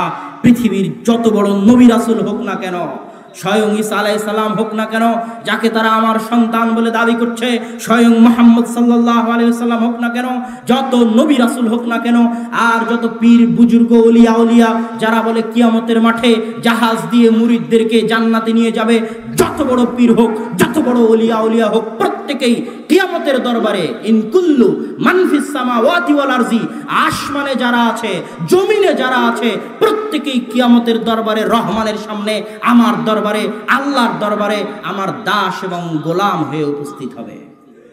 আমার দাস এবং আমার গোলাম হয়ে। কারো কোনো ক্ষমতা থাকবে না, কারো কোনো পাওয়ার থাকবে না সেই দিন আল্লাহ সুবহানাহু ওয়া তাআলার ক্ষমতা ছাড়া। এই আয়াত বলে আমি বুঝাতে চাচ্ছি যে আল্লাহর দিকে যদি কেউ খারাপ গুণের সম্পৃক্ত করে তাহলে আল্লাহ কতটা রাগান্বিত হন, কতটা ক্রোধান্বিত হন। এই জন্য আল্লাহ সুবহানাহু ওয়া তাআলার নাম এবং গুণাবলী হচ্ছে সবচেয়ে সুন্দর, সর্বোত্তম। আরও একটা কারণে সবচেয়ে সুন্দর, সর্বোত্তম, সেটা কি? শুধু একটা উদাহরণ দিয়ে আপনাকে বুঝাই। আজকে বেশি উদাহরণ দেওয়ার সময় নাই, সময় সংক্ষিপ্ত। একটা উদাহরণ দিয়ে বুঝাই। আল্লাহ সুবহানাহু ওয়া তাআলা কোরআনে বলছেন, আলহামদুলিল্লাহি রাব্বিল আলামিন আর রহমানির রহিম। আর রহমানির রহিম মানে পরম করুণাময় ও দয়ালু। আপনি বলবেন মানুষও তো দয়ালু, মানুষের মধ্যেও দয়া থাকে, মানুষও দয়া করে, কিন্তু না, মানুষের দয়ার সাথে আল্লাহর দয়ার পার্থক্য রয়েছে। আপনার দয়া পাওয়ার জন্য আমাকে এখানে অনুনয় বিনয় করতে হয় যে আমি এত শতক জমি কিনবো, আমাকে কিছু টাকা দান করেন। এই অনুনয় বিনয় করার পর আপনার অন্তরে দয়া জাগ্রত হয়। এক গেল এটা। দুই, যদি আপনার অন্তরে দয়া জাগ্রত হয় তাহলে আপনি দিবেন কিনা সন্দেহ আছে। দিলে একদিন দিবেন, 2 দিন দিবেন, 3 দিন দিবেন, তারপরে আর দিবেন কিনা, প্রতিদিন দিবেন কিনা সন্দেহ আছে। 3, যদি আপনি টাকা দিয়েও দেন, যদি আপনি দয়া করে আল্লাহর রাস্তায় দান করেও দেন, সহযোগিতা করেও দেন, 3 তাহলে একদিন আপনি খোটা দিবেন কিনা সন্দেহ আছে। আমাকে 10,000 টাকা দিয়েছেন, 10 বছর পরে বলছেন আরে আমার টাকা নিয়ে তুই এত বড় হয়েছিস আর আজকে আমার কথা শুনিস না, এর নাম খোটা দেওয়া। এটা হচ্ছে মানুষের দয়া। কত নিম্নমানের দয়া, কত জঘন্য দয়া, কত নিকৃষ্ট দয়া, যেই দয়া পাওয়ার জন্য অনুনয় বিনয় করা লাগে। অনুনয় বিনয় করার পর পাওয়া যাবে কিনা সন্দেহ আছে, পেলে খোটা দিবে কিনা সন্দেহ আছে। এত নিকৃষ্ট দয়া। আর আল্লাহর দয়া হচ্ছে অসীম, মহান। আল্লাহ সুবহানাহু ওয়া তাআলার দয়া এত অসীম, এত মহান যে একটা হাদিসই তার জন্য যথেষ্ট, যে কেউ যদি আল্লাহর দরবারে কিছু না চায় তাহলে আল্লাহ সুবহানাহু ওয়া তাআলা রাগ করেন। এই বাক্যটার ওজন কোটি কোটি মন, এটা আপনাকে বুঝতে হবে। এই বাক্যের ওজন মানুষ বুঝে না। মানুষ মানুষের দ্বারে ভিক্ষা করে, মানুষ মানুষের দ্বারে প্রয়োজনের জন্য যায়, হাত পাতে। মানুষ দিবে কিনা সন্দেহ আছে, দিলে খোটা দিবে কিনা সন্দেহ আছে। তারপর ওই নিকৃষ্ট মানুষের দয়া পাওয়ার জন্য মানুষ মানুষের দ্বারে দ্বারে ঘুরে বেড়ায়। অথচ যে আল্লাহ অপেক্ষায় আছেন শেষ আসমানে নেমে আসেন, ডাকতে থাকেন হালমিম মুস্তাগফির, কেউ কি আছে ক্ষমা প্রার্থনা চায়, আমি আল্লাহ তাকে ক্ষমা করে দিব। কেউ কি আছে রুজি চায়, রিজিক চায়, আমি আল্লাহ তাকে রিজিক দিব। এইভাবে যে আল্লাহ শেষ আসমানে নেমে ডাকতে থাকেন, অপেক্ষায় থাকেন কখন বান্দা আমার দরবারে 2 হাত উঠিয়ে চাইবে। সে আল্লাহর দয়ার সামনে, সে আল্লাহর অনুগ্রহের সামনে মানুষের ভাগ্য হয় না 2টি হাত উঠিয়ে আল্লাহর কাছে কিছু চাইবে। এর চেয়ে হতভাগা মানুষ আর হতে পারে না। সম্মানিত উপস্থিতি, এই জন্য আল্লাহ সুবহানাহু ওয়া তাআলার দরবারে হাত উঠিয়ে আপনাকে চাইতে হবে। রাসূল সাল্লাল্লাহু আলাইহি ওয়াসাল্লাম বলেছেন, শিতা আনা আলী, যদি তোমার পায়ের জুতার ফিতাও হারিয়ে যায় তাহলে সেই জুতার ফিতা কার কাছে চাও? আল্লাহর কাছে। আমাদের দেশে একটা খারাপ সংস্কৃতি দেখবেন, জঘন্য সংস্কৃতি। বাপ মারা গেছে, দোয়া করার জন্য হুজুরকে নিয়ে যাও, কোরআন খানি করাও, কোরআন খতম করাও, অমুক হয়েছে হুজুরের কাছে এসে দোয়া চাও, হুজুরকে বলো হুজুর আপনি দোয়া করে দেন। হয় না? হয় না? হয়। অথচ ইসলাম এমন এক ধর্ম, যেই ধর্মে বান্দার সাথে আল্লাহর সম্পর্ক ডাইরেক্ট, কোনো লিঙ্কের প্রয়োজন হয় না। প্রধানমন্ত্রীর কাছে যোগাযোগের জন্য, এমপির কাছে যোগাযোগের জন্য লিঙ্কের দরকার হতে পারে। এই লিঙ্কের নাম দিয়ে পীরের ব্যবসা চলে, যে আল্লাহর দরবারে তুমি একাই পৌঁছতে পারবা, তুমি তো অনেক গুনাহগার, পীরের মাধ্যমে আল্লাহর কাছে যাও, পীরের তরিকায় আল্লাহর কাছে যাও। আছে না? নাই? আছে। এটা হিন্দুদের কাছ থেকে এসেছে, ইহুদি খ্রিস্টানদের কাছ থেকে এসেছে। ইসলামে আর অস্তিত্ব নাই। ইসলামে বান্দার সাথে আল্লাহর সম্পর্ক কি? ডাইরেক্ট, সরাসরি। আপনার কি প্রয়োজন? যত বড় গুনাহগার হন, যত বড় পাপিষ্ঠ হন, পাপে দুনিয়া ভর্তি করে দেন, তারপরও দরজা লাগিয়ে অন্ধকার রাতে 2 রাকাত সালাত আদায় আল্লাহর দরবারে হাত উঠিয়ে কাঁদেন, আল্লাহ আপনার কথা শুনবেন, অবশ্যই শুনবেন। এটা ইসলাম। এখানে আপনার সাথে আপনার প্রতিপালকের সম্পর্ক ডাইরেক্ট, কোনো মাঝখানে কোনো পীরের দরকার নাই, কোনো ওলিয়ার দরকার নাই। আপনি সরাসরি আল্লাহর বান্দা, আপনি সরাসরি আল্লাহর দাস। যা চাওয়ার সরাসরি আল্লাহর দরবারে চান। নিজেকে আল্লাহর দরবারে এভাবে ছোট মনে করবেন না। আল্লাহ পৃথিবীতে যত মানুষ আপনাকে ভালোবাসে, যে যতই ভালোবাসুক না কেন, যে যতই আদর করুক না কেন, তারপরেও রাসূল সাল্লাল্লাহু আলাইহি ওয়াসাল্লামের ভাষায় একটা মা তার সন্তানকে যতটা না ভালোবাসে, আল্লাহ তার বান্দাকে তার চেয়ে বেশি ভালোবাসে। আল্লাহর এই ভালোবাসা বুঝার চেষ্টা করুন। নিজে আল্লাহর কাছে ফিরে যান, নিজে আল্লাহর দরবারে হাত উঠান। কোনো পীর ওলিয়ার দরকার নাই। সম্মানিত উপস্থিতি, বলছিলাম আল্লাহর দয়ার কথা, যে আল্লাহর গুণের কথা, যে আল্লাহর গুণ হচ্ছে সর্বশ্রেষ্ঠ, সর্বোত্তম।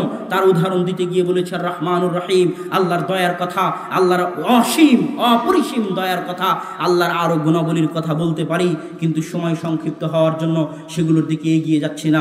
এই বলে সামনে আগায় যে আপনি আল্লাহর গুণাবলীকে কিভাবে আয়ত্ত করবেন। ইবনুল কাইয়িম রাহিমাহুল্লাহ বলতেছেন, আল্লাহর গুণাবলীকে আয়ত্ত করার পদ্ধতি: 1, আল্লাহ সুবহানাহু তাআলার যত নাম রয়েছে সব নামগুলোকে মুখস্থ করে নিতে হবে। 2, প্রত্যেক নামের অর্থকে হৃদয়ঙ্গম করতে হবে, হৃদয় দিয়ে অনুভব করতে হবে, হৃদয় দিয়ে প্রত্যেক নামের অর্থকে বুঝতে হবে। যে আল্লাহ সুবহানাহু তাআলা জ্ঞানী। কেমন জ্ঞানী? আল্লাহ সুবহানাহু ওয়া তাআলা সূরা আনআমের 59 নম্বর আয়াতে বলছেন, ওয়ালা হাব্বাতিন ফি যুলুমাতিল আরদি ওয়ালা রাতবিন ওয়ালা ইয়াবিসিন ইল্লা ফি কিতাবিম মুবিন। এই সারা পৃথিবীর মধ্যে সমুদ্রের গহ্বরে, জমিনের গহ্বরে, জমিনের উপরে যত ধূলিকণা বালিকণা যা কিছু আছে প্রত্যেক কিছুর জ্ঞান কার নিকটে রয়েছে? আল্লাহ সুবহানাহু ওয়া তাআলার নিকটে রয়েছে। এইভাবে আল্লাহর প্রত্যেক গুণকে হৃদয় দিয়ে অনুভব করুন, অর্থ বুঝুন। 3, আল্লাহ সুবহানাহু ওয়া তাআলার নামের ইবাদত করতে হবে। কিভাবে আপনি আল্লাহ সুবহানাহু ওয়া তাআলার নামের ইবাদত করবেন? আল্লাহ সুবহানাহু ওয়া তাআলার নামের ইবাদত করার পদ্ধতি 2টা। এক, যখন আপনি স্টলে বসে আড্ডা দিচ্ছেন, অন্যের গীবত করছেন, অন্যের অপবাদ দিচ্ছেন, তখন আপনার মাথায় আসতে হবে ইন্নাল্লাহা সামি'। এখন এই পৃথিবীতে 600 কোটি মানুষ একসাথে যা কিছু বলছে প্রত্যেকের কথা আল্লাহ একসাথে স্পষ্টভাবে শুনতে পাচ্ছেন, তার নাম সামি'। আমি যে গীবত করছি এটাও আল্লাহ শুনতে পাচ্ছেন, অতএব আমি গীবত করব না। এটা হচ্ছে আল্লাহর নামের উপর ইবাদত করা। জেনায় লিপ্ত হতে যাচ্ছেন, ফোনে কথা বলছেন, ভাবুন ইন্নাল্লাহা বাসীর, আল্লাহ সুবহানাহু ওয়া তাআলা সবকিছু দেখতে পান। ইন্নী আখাফুল্লাহ রাব্বুল আলামিন, আমি সেই বাসীর রব্বুল আলামিনকে ভয় করি, আমি গোপনে জেনায় লিপ্ত হব না। এই মর্মে আপনি জেনা থেকে ফিরে চলে আসেন। এর নাম হচ্ছে আপনি আল্লাহর নামের উপর ইবাদত করছেন। আল্লাহ সুবহানাহু ওয়া তাআলার নামের উপর ইবাদত করার আরেকটা ধরন হচ্ছে, যখন যে বিপদে আছেন সেই বিপদকে সামনে রেখে আল্লাহকে ডাকুন। যখন দয়ার দরকার তখন দয়া দিয়ে ডাকুন, এ রহমান ইরহাম আলাইয়া, হে রহমান দয়া করেন।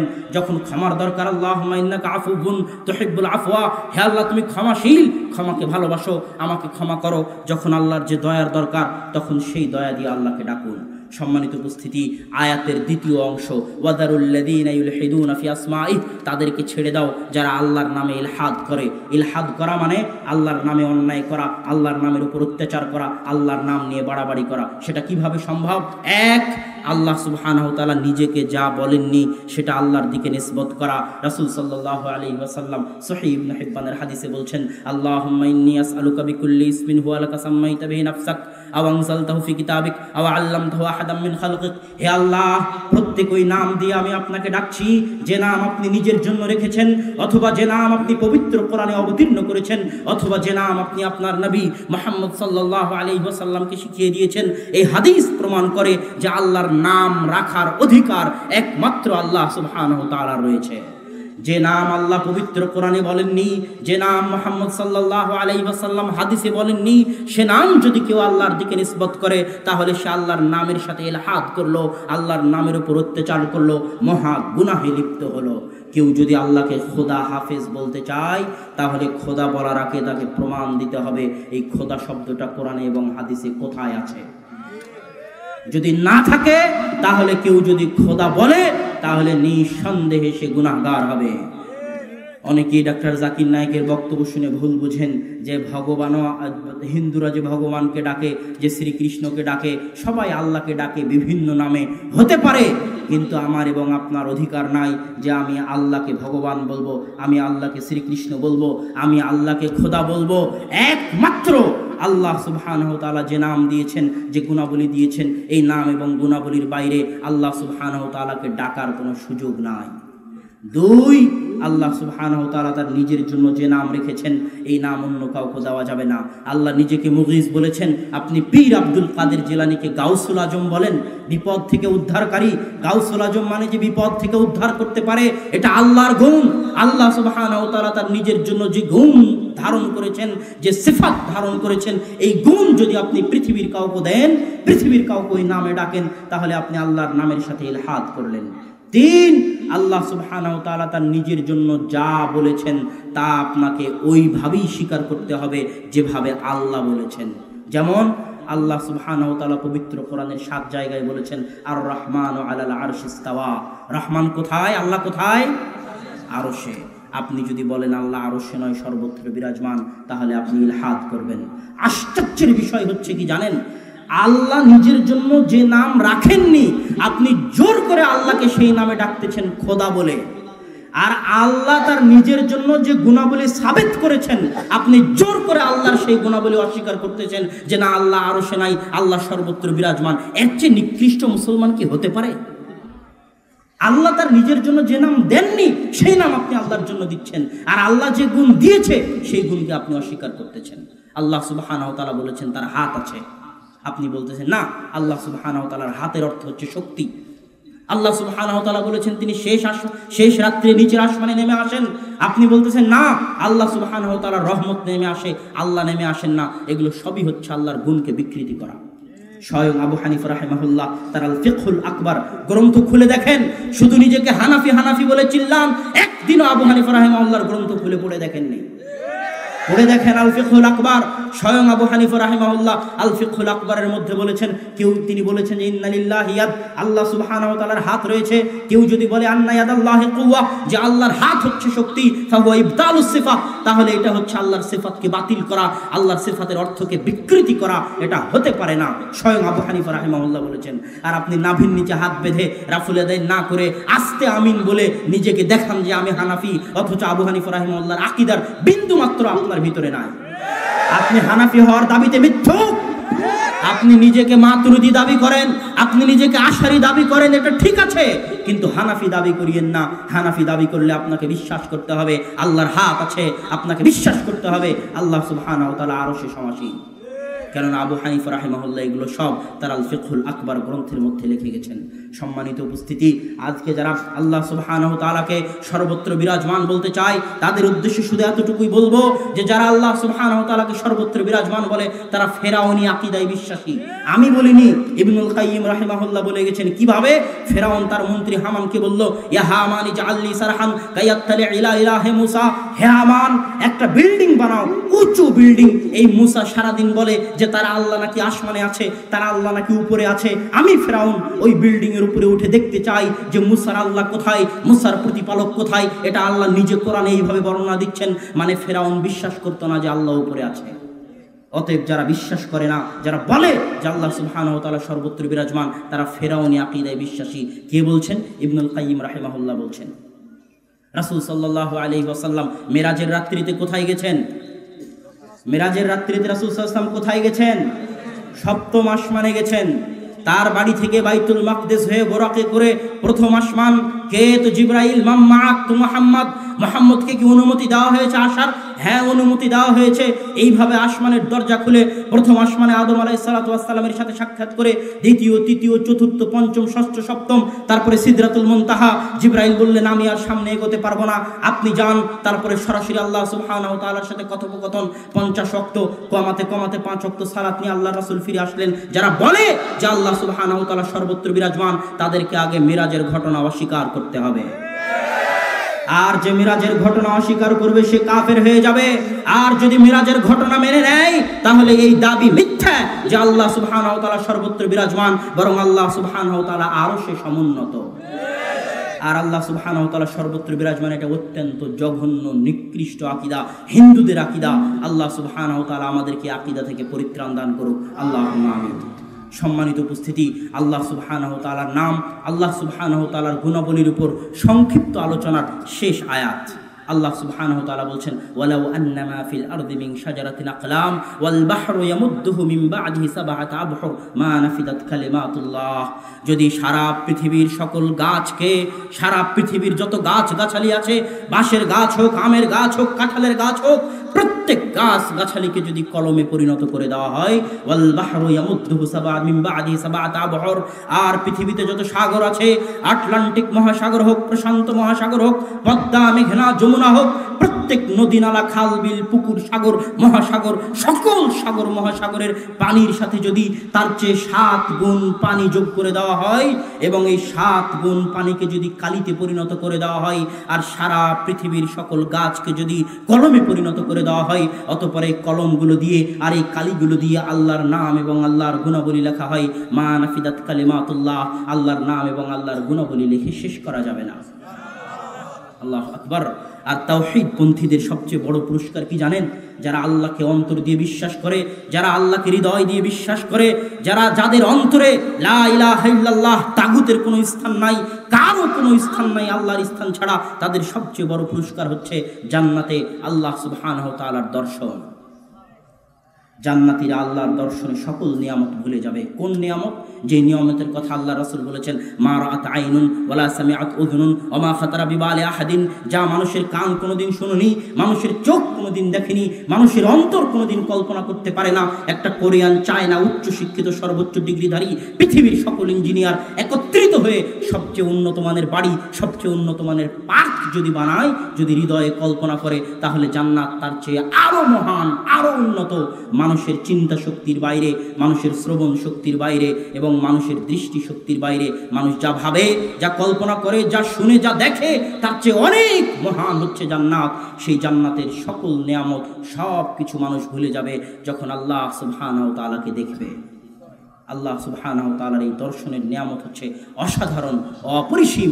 আমরা আজকে চর্মচক্ষু দিয়ে আল্লাহকে দেখতে পারবো না, কিন্তু হৃদয় দিয়ে আল্লাহকে অনুভব করতে পারি। কিভাবে? আল্লাহর নাম জানুন, আল্লাহর সিফাত পড়ুন, আল্লাহর গুণাবলী পড়ুন, আল্লাহ কে তা জানুন, আল্লাহর পরিচয় কি তা জানুন, আল্লাহকে হৃদয় দিয়ে অনুভব করুন। ইনশাআল্লাহ কিয়ামতের মাঠে, ইনশাআল্লাহ জান্নাতে আল্লাহ সুবহানাহু ওয়া তাআলার দর্শনের মাধ্যমে এর বদলা পাবেন। আল্লাহ সুবহানাহু ওয়া তাআলা আমাদেরকে তৌফিক দান করুক। আল্লাহুম্মা আমিন। সম্মানিত উপস্থিতি, ঈমানের পরিচয়ের দ্বিতীয় অংশের আলোচনা ছিল ফেরেশতাদেরকে নিয়ে। ফেরেশতাদেরকে নিয়ে সংক্ষিপ্ত আলোচনা করবো ইনশাআল্লাহ। ফেরেশতারা নারীও নয়, পুরুষও নয়, এটা গেল 1 নম্বর কথা। 2, ফেরেশতারা শুধু নির্দেশ বাস্তবায়ন করতে জানে। ইয়াফআলুনা মা ইউমারুন, ফেরেশতাদেরকে যা নির্দেশ দেওয়া হয় তাই বাস্তবায়ন করে, তারা আল্লাহর নির্দেশ অমান্য করতে জানে না। সূরা ফাতিরের 1 নম্বর আয়াতে আল্লাহ বলছেন ফেরেশতাদের পাখা আছে, পর আছে। সহিহ মুসলিমে রাসূল সাল্লাল্লাহু আলাইহি ওয়াসাল্লাম বলছেন, রাআ জিবরিল বিসিত্তিমি আজনিহা, রাসূল সাল্লাল্লাহু আলাইহি ওয়াসাল্লাম জিবরাইলকে 600 পর, 600 ডানা, 600 পাখার সাথে দেখেছেন। ফেরেশতাদের পাখা আছে। ফেরেশতারা নারীও নয়, পুরুষও নয়। আর ফেরেশতারা আল্লাহর সকল নির্দেশ বাস্তবায়ন করে। ফেরেশতারা খাদ্য ভক্ষণ করে না। 3, ওয়াহুম মুশফিকুন, তারা আল্লাহ সুবহানাহু ওয়া তাআলার ভয়ে, মিন খাশিয়াতি রাব্বিহিম মুশফিকুন, আল্লাহর ভয়ে এত ভীত, এত ভীত। ফেরেশতারা আল্লাহর ভয়ে এত ভীত, এত ভীত যে রাসূল সাল্লাল্লাহু আলাইহি ওয়াসাল্লাম বলছেন, ইদা কাদাল্লাহু আমরান, যখন আল্লাহ সুবহানাহু ওয়া তাআলা আসমানে কোনো নির্দেশ জারি করেন, কোনো হুকুম জারি করেন, লাযারাবাতিল মালাইকাতু বিআজনিহাতিহা, আল্লাহর নির্দেশের ভয়ে ফেরেশতারা তাদের পর দিয়ে আসমানে বাড়ি মারতে থাকে। তার ফলে এমন একটা আওয়াজের তৈরি হয়, এমন একটা শব্দের তৈরি হয় যে একমাত্র নিকটবর্তী ফেরেশতারা ছাড়া কেউ আল্লাহর নির্দেশ শুনতে পায় না। তখন এক ফেরেশতা আর এক ফেরেশতাকে জিজ্ঞেস করে, মাযা ক্বালা রাব্বুনা, আমাদের প্রতিপালক কি আদেশ দিলেন, আমাদের প্রতিপালক কি নির্দেশ জারি করলেন। এভাবে তারা একজন আর একজনের নিকটে শুনতে থাকে। ফেরেশতারা আল্লাহর ভয়ে এত ভীত, ফেরেশতারা আল্লাহর ভয়ে এত ভীত যে তিরমিজির 2302 নম্বর হাদিসে রাসূল সাল্লাল্লাহু আলাইহি ওয়াসাল্লাম বলছেন, মা মিন মাউদি'i শিবরিন, আসমানে একটা বিঘত পরিমাণ জায়গা খালি নাই, ইল্লা আলাইহি মালাকুন সাজিদ, ওই জায়গায় একজন ফেরেশতা সিজদারত অবস্থায় আছে, আও কায়েম, অথবা সালাতরত অবস্থায় আছে। আসমানের প্রতি ইঞ্চি জায়গায়, প্রতি বিঘত জায়গায় কোনো না কোনো ফেরেশতা হয় সিজদারত অবস্থায় আছে অথবা আল্লাহর দরবারে দাঁড়িয়ে সালাত আদায় করতেছে। ফেরেশতারা আল্লাহর ভয়ে এত ভীত, ফেরেশতারা আল্লাহর ভয়ে এত ভীত যে রাসূল সাল্লাল্লাহু আলাইহি ওয়াসাল্লাম বলতেছেন যে মুনযু খালাকাস সামাওয়াতি ওয়াল আরদ, যখন পৃথিবী সৃষ্টি করা হয়েছে তখন থেকে একদল ফেরেশতা সুজ্জাদান, সিজদারত অবস্থায় রয়েছে। লা ইয়ারফাউনা রুউসাহুম, পৃথিবী সৃষ্টির শুরু থেকে নিয়ে এখন পর্যন্ত তারা সিজদারত অবস্থাতেই আছে, মাথা উঠায় না। যতক্ষণ না আল্লাহ সুবহানাহু ওয়া তাআলা নির্দেশ দিবেন মাথা উঠানোর জন্য, ততক্ষণ তারা মাথা উঠাবে না। পৃথিবী সৃষ্টির শুরু থেকে নিয়ে এখন পর্যন্ত একদল ফেরেশতা রুকুরত অবস্থায় আছে, তারা মাথা উঠাবে না, এখন পর্যন্ত উঠায়নি যতক্ষণ না আল্লাহ সুবহানাহু ওয়া তাআলা তাদেরকে মাথা উঠানোর নির্দেশ না দেন। আপনি কল্পনা করতে পারেন ফেরেশতারা আল্লাহর কত ভয়ে ভীত, কত ভয়ে ভীত যে শুধু একটা কাজের জন্য, যে বাঁশিতে ফু দিতে হবে, এই একটা কাজের জন্য পৃথিবী সৃষ্টির শুরু থেকে নিয়ে এখন পর্যন্ত একজন ফেরেশতা স্টিল 2 কান খাড়া করে দাঁড়িয়ে আছেন। কখন আল্লাহ বলেন যে বাঁশিতে ফুঁক দাও, তখন ফুঁক দিব। স্টিল কান খাড়া করে সজাগ দাঁড়িয়ে আছে বাঁশিতে ফু দেওয়ার জন্য। পৃথিবী সৃষ্টির শুরু থেকে নিয়ে আজ পর্যন্ত হাজার হাজার লক্ষ লক্ষ বছর যাবৎ ফেরেশতারা আল্লাহর ভয়ে এত ভীত। ফেরেশতারা আল্লাহর ভয়ে এত ভীত যে তারাই তাদের ইবাদত করার জন্য জায়গা আছে। আল্লাহ সুবহানাহু ওয়া তাআলা সূরা তুরে বলেছেন, ওয়াল বাইতুল মা'মুর, বাইতুল মা'মুরের শপথ, সেই বাইতুল মা'মুরে ফেরেশতারা ইবাদত করে। রাসূল সাল্লাল্লাহু আলাইহি ওয়াসাল্লাম বলেছেন, কুল্লু ইয়াউমিন ইয়াদখুলু ফীহি ৭০,০০০ মালাক, প্রত্যেক দিন ওই বাইতুল মা'মুরে ৭০,০০০ ফেরেশতা প্রবেশ করে। লা ইয়াউদুনা ইলাইহি, যারা প্রথম দিন প্রবেশ করেছে যেই ৭০,০০০ ফেরেশতা, তারা আর দ্বিতীয় দিন প্রবেশ করার সুযোগ পায় না। তাহলে আল্লাহর ফেরেশতার সংখ্যা কত? আল্লাহু আকবার। আল্লাহ সুবহানাহু ওয়া তাআলার ফেরেশতার সংখ্যা কত, এই জন্য আল্লাহ সুবহানাহু ওয়া তাআলা বলেছেন যে তার ফেরেশতা হচ্ছে জুনুদুল্লাহ, আল্লাহর বাহিনী। আল্লাহর ফেরেশতা হচ্ছে আল্লাহর বাহিনী। আল্লাহ যা করতে চান তার এই বাহিনী দিয়ে করান। কোথায় বৃষ্টি লাগবে, কোথায় ভূমিকম্প লাগবে, কোথায় কার জান কবজ করা লাগবে, কোথায় আমল নামা লিপিবদ্ধ করা লাগবে 2 কাঁধে, কোথায় কবরের আযাবের হিসাব নেওয়া লাগবে, কবরের আযাবের শাস্তি বাস্তবায়ন করা লাগবে, প্রত্যেক কাজের জন্য আল্লাহ ফেরেশতা বন্টন করে দিয়েছেন। এই মজলিসেও ফেরেশতা আছে। কেন? রাসূল সাল্লাল্লাহু আলাইহি ওয়াসাল্লাম বলছেন, কোথাও যখন মানুষ একত্রিত হয়ে আল্লাহর কোরআন এবং আল্লাহর হাদিসের চর্চা করে, হাফাতহুমুল মালায়েকা, তখন ফেরেশতারা তাদের ঘিরে ধরে। ওয়া নাযালাত আলাইহিমুস সাকিনাহ, আসমান থেকে তাদের উপর রহমত বর্ষিত হতে থাকে। এই জন্য এই মজলিসে আমরা কোরআন এবং হাদিসের আলোচনা করছি। রাসূলের হাদিস অনুযায়ী এখানে হাজার হাজার ফেরেশতা আছে যারা আমাদের সাথে বসে কোরআন এবং হাদিসের আলোচনা শুনতেছে। এই ফেরেশতাদের উপর আমাদের বিশ্বাস করতে হবে। ফেরেশতারা আল্লাহ সুবহানাহু ওয়া তাআলাকে মানেন, আল্লাহ সুবহানাহু ওয়া তাআলার ভয়ে ভীত থাকেন। হ্যাঁ, আরো একটা কথা, যে ওই বাইতুল মামুর কোথায়? রাসূল সাল্লাল্লাহু আলাইহি ওয়াসাল্লাম বলছেন, লাউ খাররা লা খাররা আলাল কাবা, যদি বাইতুল মামুরকে ফেলে দেওয়া হয় তাহলে কাবার উপরে এসে পড়বে। সরাসরি কাবা বরাবর হচ্ছে বাইতুল মামুর। জিবরাইল একদিন আল্লাহ রাসূলকে জিজ্ঞেস করছে, আপনাদের মধ্যে সর্বশ্রেষ্ঠ কারা? রাসূল সাল্লাল্লাহু আলাইহি ওয়াসাল্লাম বললেন, যারা বদরের যুদ্ধে শরীক হয়েছে তারা। তখন জিবরাইলও উত্তর দিলেন যে আমাদের মধ্যেও কাযালিকা মান শাহিদা বাদরান, ফেরেশতাদের মধ্যেও তারাই সর্বশ্রেষ্ঠ যারা বদরের যুদ্ধে অংশগ্রহণ করেছে। আল্লাহ ফেরেশতাদেরকে দিয়ে মানুষকে সাহায্য করেন, তার বাস্তব নজির হচ্ছে বদরের যুদ্ধ। আরও একটা নজিরের কথা বলবো যদি সময় হয় ইনশাআল্লাহ। আজকেও আমরা যদি আল্লাহকে বিশ্বাস করি, আল্লাহর তাওহীদে বিশ্বাস করতে পারি, ফেরেশতাতে বিশ্বাস করি, পরিপূর্ণভাবে ঈমান আনয়ন করতে পারি, আজকেও ফেরেশতা দিয়ে আল্লাহ আমাদের সহযোগিতা করবেন। কিন্তু বিশ্বাসের অভাব, এই জন্য আমরা সহযোগিতা পাই না। আগে বিশ্বাস পাকা করতে হবে, ইনশাআল্লাহ আল্লাহ আমাদের সহযোগিতা করবেন। সম্মানিত উপস্থিতি, বক্তব্যের শেষাংশে এসে কয়েকটি জরুরি কথা, এই জরুরি কথা না শুনে কেউ যাবেন না। এক জরুরি কথা তরুণ যুবক ভাইদের উদ্দেশ্যে, দ্বিতীয় জরুরি কথা মা বোনদের উদ্দেশ্যে। তরুণ ভাইদের উদ্দেশ্যে বলতে চাই, রাসূল সাল্লাল্লাহু আলাইহি ওয়াসাল্লাম সহিহ বুখারীর কিতাবুর রিকাকের মধ্যে বলছেন যে সাবআতুন ইউদিল্লুহুমুল্লাহু ইয়াওমা লা দিল্লা ইল্লা দিল্লু, কঠিন কিয়ামতের মাঠে যখন কোনো ছায়া থাকবে না আল্লাহর ছায়া ব্যতীত, আল্লাহর আরশের ছায়া ব্যতীত, তখন 7 শ্রেণীর মানুষ আল্লাহর ছায়ায় আশ্রয় পাবে। তার মধ্যে দ্বিতীয় শ্রেণী হচ্ছে শাবুন নাশা ফি ইবাদাতিল্লাহ, ওই যুবক যে আল্লাহর রাস্তায় তার যৌবনকালকে ব্যয় করেছে। বৃদ্ধ বয়সে যখন দাড়ি পেকে যায়, যখন বয়স হয়ে যায়, যখন এক পা কবরে এক পা বাইরে, তখন আল্লাহর ইবাদত করা সহজ। কিন্তু যুবক বয়সে যখন দাড়ি রাখলে চাকরি হয় না, যখন টাকনুর উপর প্যান্ট পরলে দাড়ি রাখলে মানুষ খ্যাত বলে, আনস্মার্ট বলে, পাড়া প্রতিবেশী টিটকারি করে, হাসি ঠাট্টা করে, চাকরি বাকরি হয় না, এমন কঠিন পরিস্থিতিতে ধৈর্য ধারণ করে যে যুবক আল্লাহর দ্বীনের উপর টিকে থাকতে পারবে, সে কঠিন কিয়ামতের মাঠে যখন কোনো ছায়া থাকবে না তখন আল্লাহ তাকে ছায়া দিবেন ইনশাআল্লাহ। সম্মানিত উপস্থিতি, রাসূল সাল্লাল্লাহু আলাইহি ওয়াসাল্লাম সুনানে তিরমিজি কিয়ামত অধ্যায়ে আর এক হাদিসে বলছেন, আব্দুল্লাহ বিন মাসউদ রাদিয়াল্লাহু তাআলা আনহু থেকে বর্ণিত, তিনি বলেন রাসূল সাল্লাল্লাহু আলাইহি ওয়াসাল্লাম বলেছেন, লা তাজুলু কদামা ইবনু আদম ইয়াউমাল কিয়ামাহ, কঠিন কিয়ামতের মাঠে আদম সন্তান তার পা এক ধাপও সামনে এগোতে পারবে না যতক্ষণ না 4টি প্রশ্নের উত্তর দিতে পারে। এই 4টি প্রশ্নের দ্বিতীয় প্রশ্ন হচ্ছে আন শাবাবিহি ফিমা আবলাহু, হে যুবক তুমি তোমার যৌবনকালকে কোন পথে ব্যয় করেছো? এই জবাবের উত্তর কিয়ামতের মাঠে দিয়ে যেতে হবে। আজকের যুবক ভাইদের উদ্দেশ্য করে বলতে চাই, তোমরা মদ, নারী, জুয়া, গাঁজায় মত্ত হয়ে বিভিন্ন রাজনীতির নামে, গণতন্ত্রের নামে, এই কলুষিত জঘন্য নিকৃষ্ট রাজনীতির ফাঁদে পা দিয়ে নিজেদের সময়কে নষ্ট করে, দেশ ও জাতিকে অপমান করে কঠিন কিয়ামতের মাঠে এই প্রশ্নের কি উত্তর দিয়ে যাবে তা ভাবো। তোমাদের উদ্দেশ্যে আরো প্রশ্ন, আজকে যারা খেলা নিয়ে মত্ত, মদ জুয়া গাঁজা নিয়ে মত্ত, তাদেরকে বলতে চাই, আমেরিকার দিকে দেখুন, ইসরায়েলের দিকে দেখুন, চীনের দিকে দেখুন। আমেরিকা, ইসরায়েল, চীনের কয়টা ক্রিকেট টিম আছে? কয়দিন তারা এরকম বিপিএল আয়োজন করে ক্রিকেট নিয়ে ব্যস্ত থাকে, পড়াশোনা বাদ দিয়ে ক্রিকেট নিয়ে মত্ত থাকে। এমন পাগল জাতি, এমন জঘন্য নিকৃষ্ট জাতি ইসরায়েল, আমেরিকা নয়।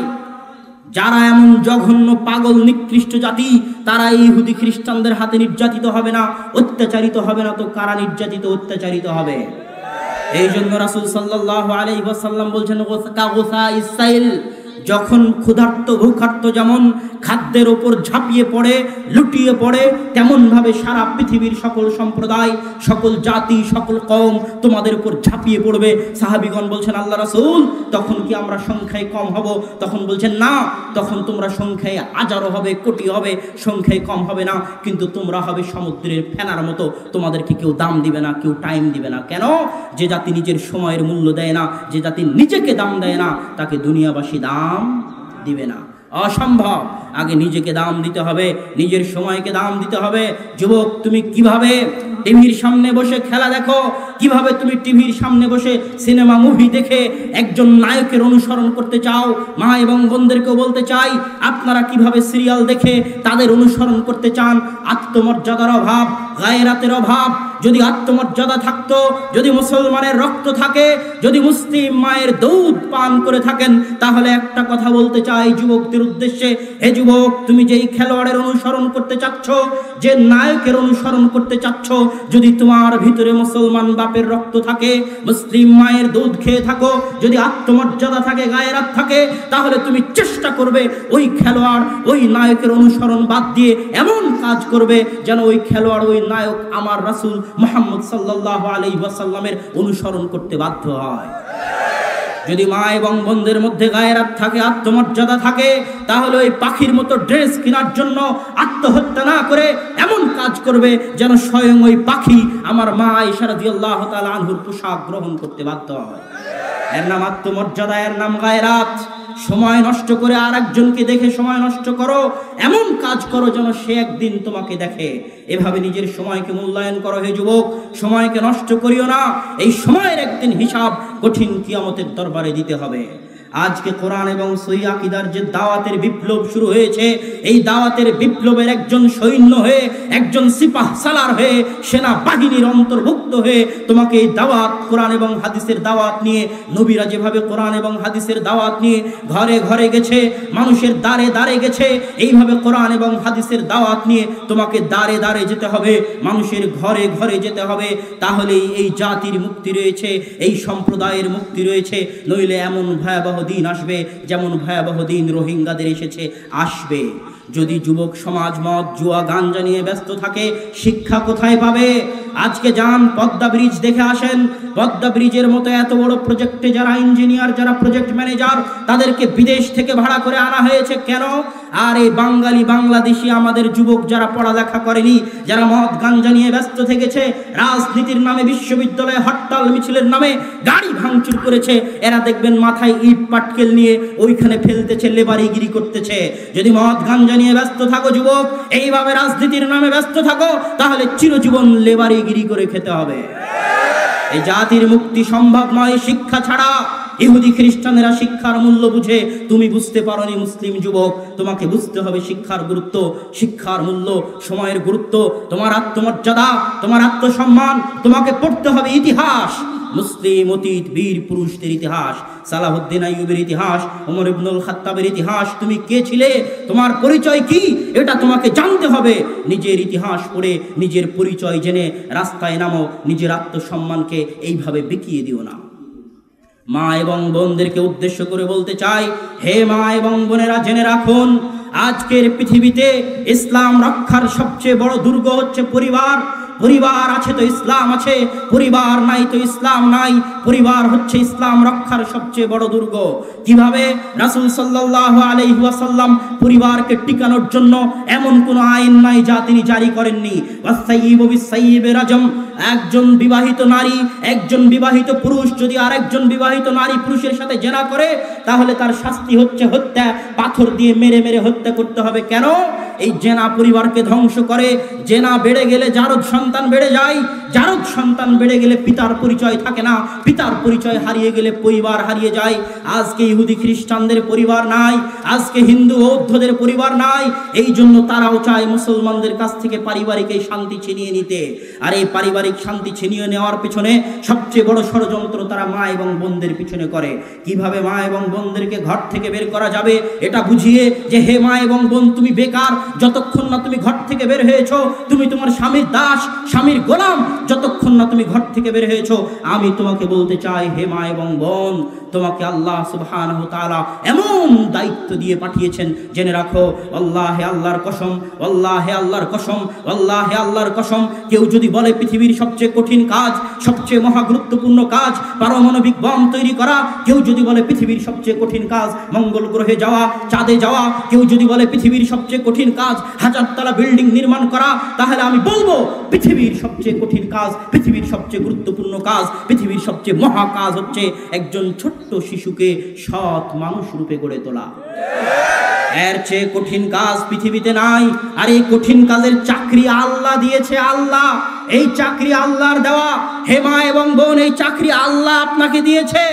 আপনি কিভাবে নিজেকে বেকার বলেন, কিভাবে নিজেকে ঘর থেকে বের হয়ে বেকার উপাধি দিয়ে নিজের স্বামীর দাসত্ব, তথাকথিত দাসত্ব বলে, নিজের স্বামীর গোলামি বলে, স্বামীর ভালোবাসা থেকে মুক্ত হয়ে, স্বামীর স্নেহ থেকে মুক্ত হয়ে বসের গোলামি করে, বসের দালালি করে নিজের চেহারা, নিজের শরীরকে পণ্যদ্রব্য বানিয়ে রাস্তায় ঘুরিয়ে বেড়ান? কিভাবে সম্ভব হয়? একজন মুসলিম মা এবং বোনের যদি আত্মমর্যাদা থাকে, তিনি নিজেকে পণ্যদ্রব্য বানাবেন না। আজকে মা এবং বোনদেরকে পণ্যদ্রব্য বানানো হয়েছে।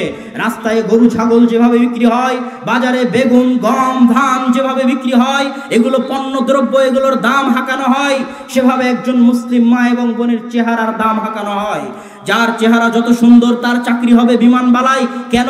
সে শুধু তার চেহারা দেখাবে। বাণিজ্য মেলায় যান, বাণিজ্য মেলায় গিয়ে দেখবেন গাড়ি বিক্রি হচ্ছে, তার পাশে অর্ধনগ্ন নারী দাঁড়িয়ে আছে। কেন? সে শুধু তার চেহারার বিনিময়ে টাকা গ্রহণ করতেছে। টিভি খুলুন, টিভিতে অ্যাড দেখুন, যার যত চেহারা সুন্দর তার অ্যাডের তত টাকা। সে নিজের চেহারাকে বিক্রি করতেছে টাকার বিনিময়ে। যেভাবে রাস্তায় গরু ছাগল বিক্রি হয়, যেভাবে রাস্তায় গম ধান চাউল বিক্রি হয়, সেভাবে একজন নারী তার চেহারাকে বিক্রি করতেছে।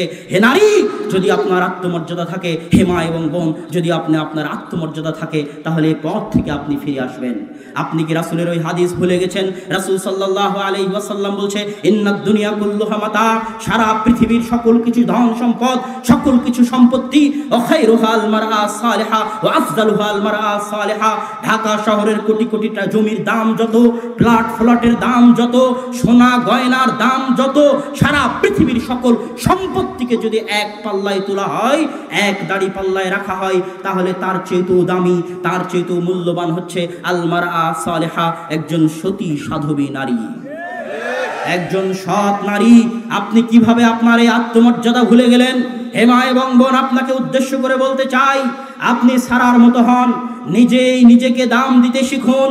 আপনার ভিতরে আত্মমর্যাদা দেখতে চাই। আপনার চেহারা শুধু আপনার স্বামীর জন্য, আপনার শরীর শুধু আপনার স্বামীর জন্য।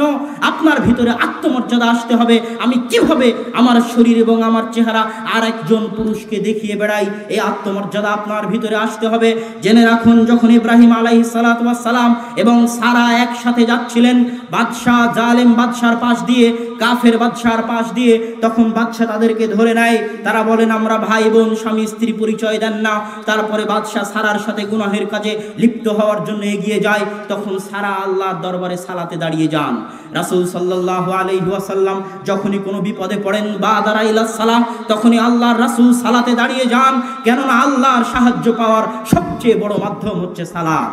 সারা আল্লাহর দরবারে সালাতে দাঁড়িয়ে বললেন, আল্লাহ, আমি আমার এই চেহারা, আমার শরীরের হেফাজত করেছি, এই আমানতের রক্ষা করেছি।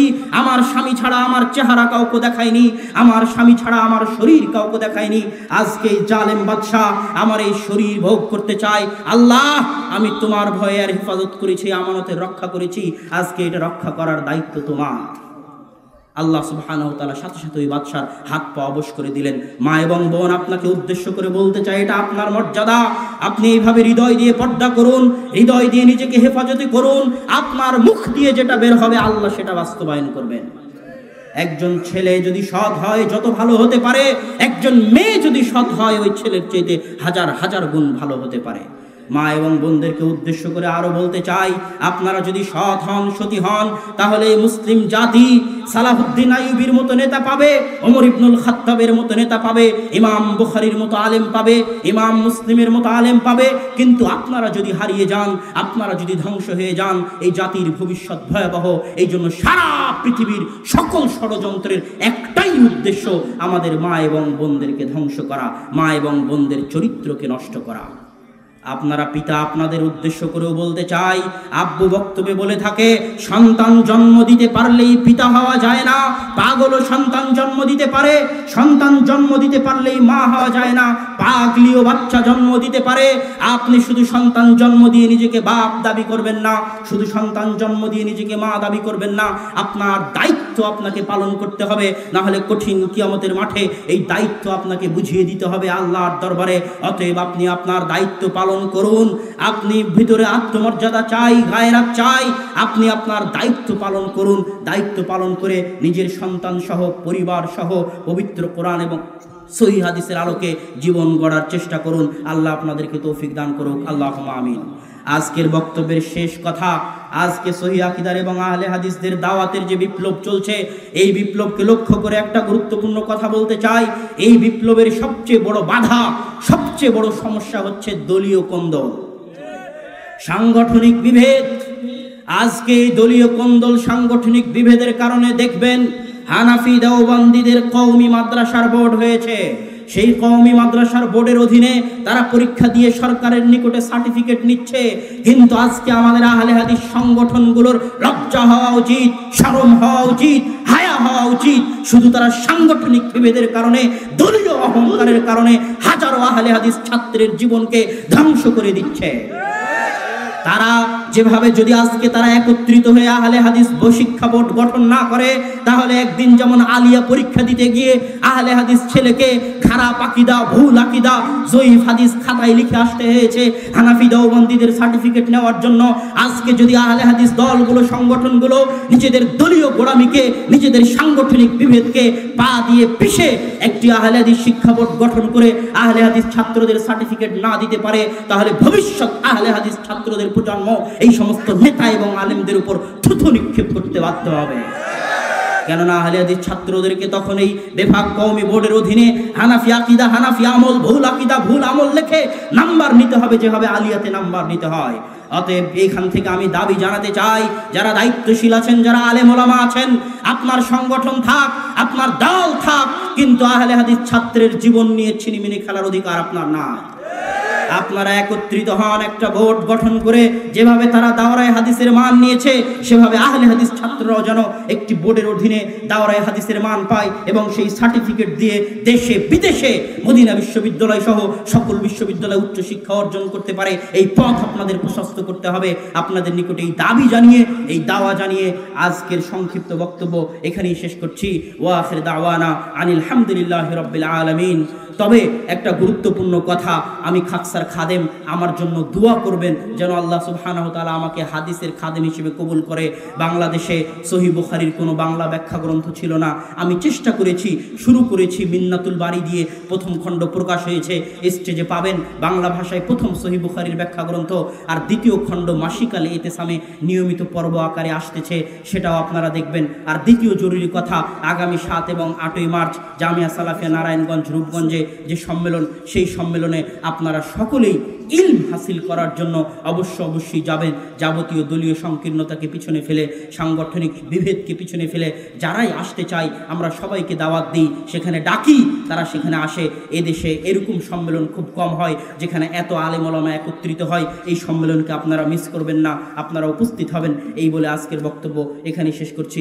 আসসালামু আলাইকুম ওয়া রাহমাতুল্লাহি ওয়া বারাকাতুহু।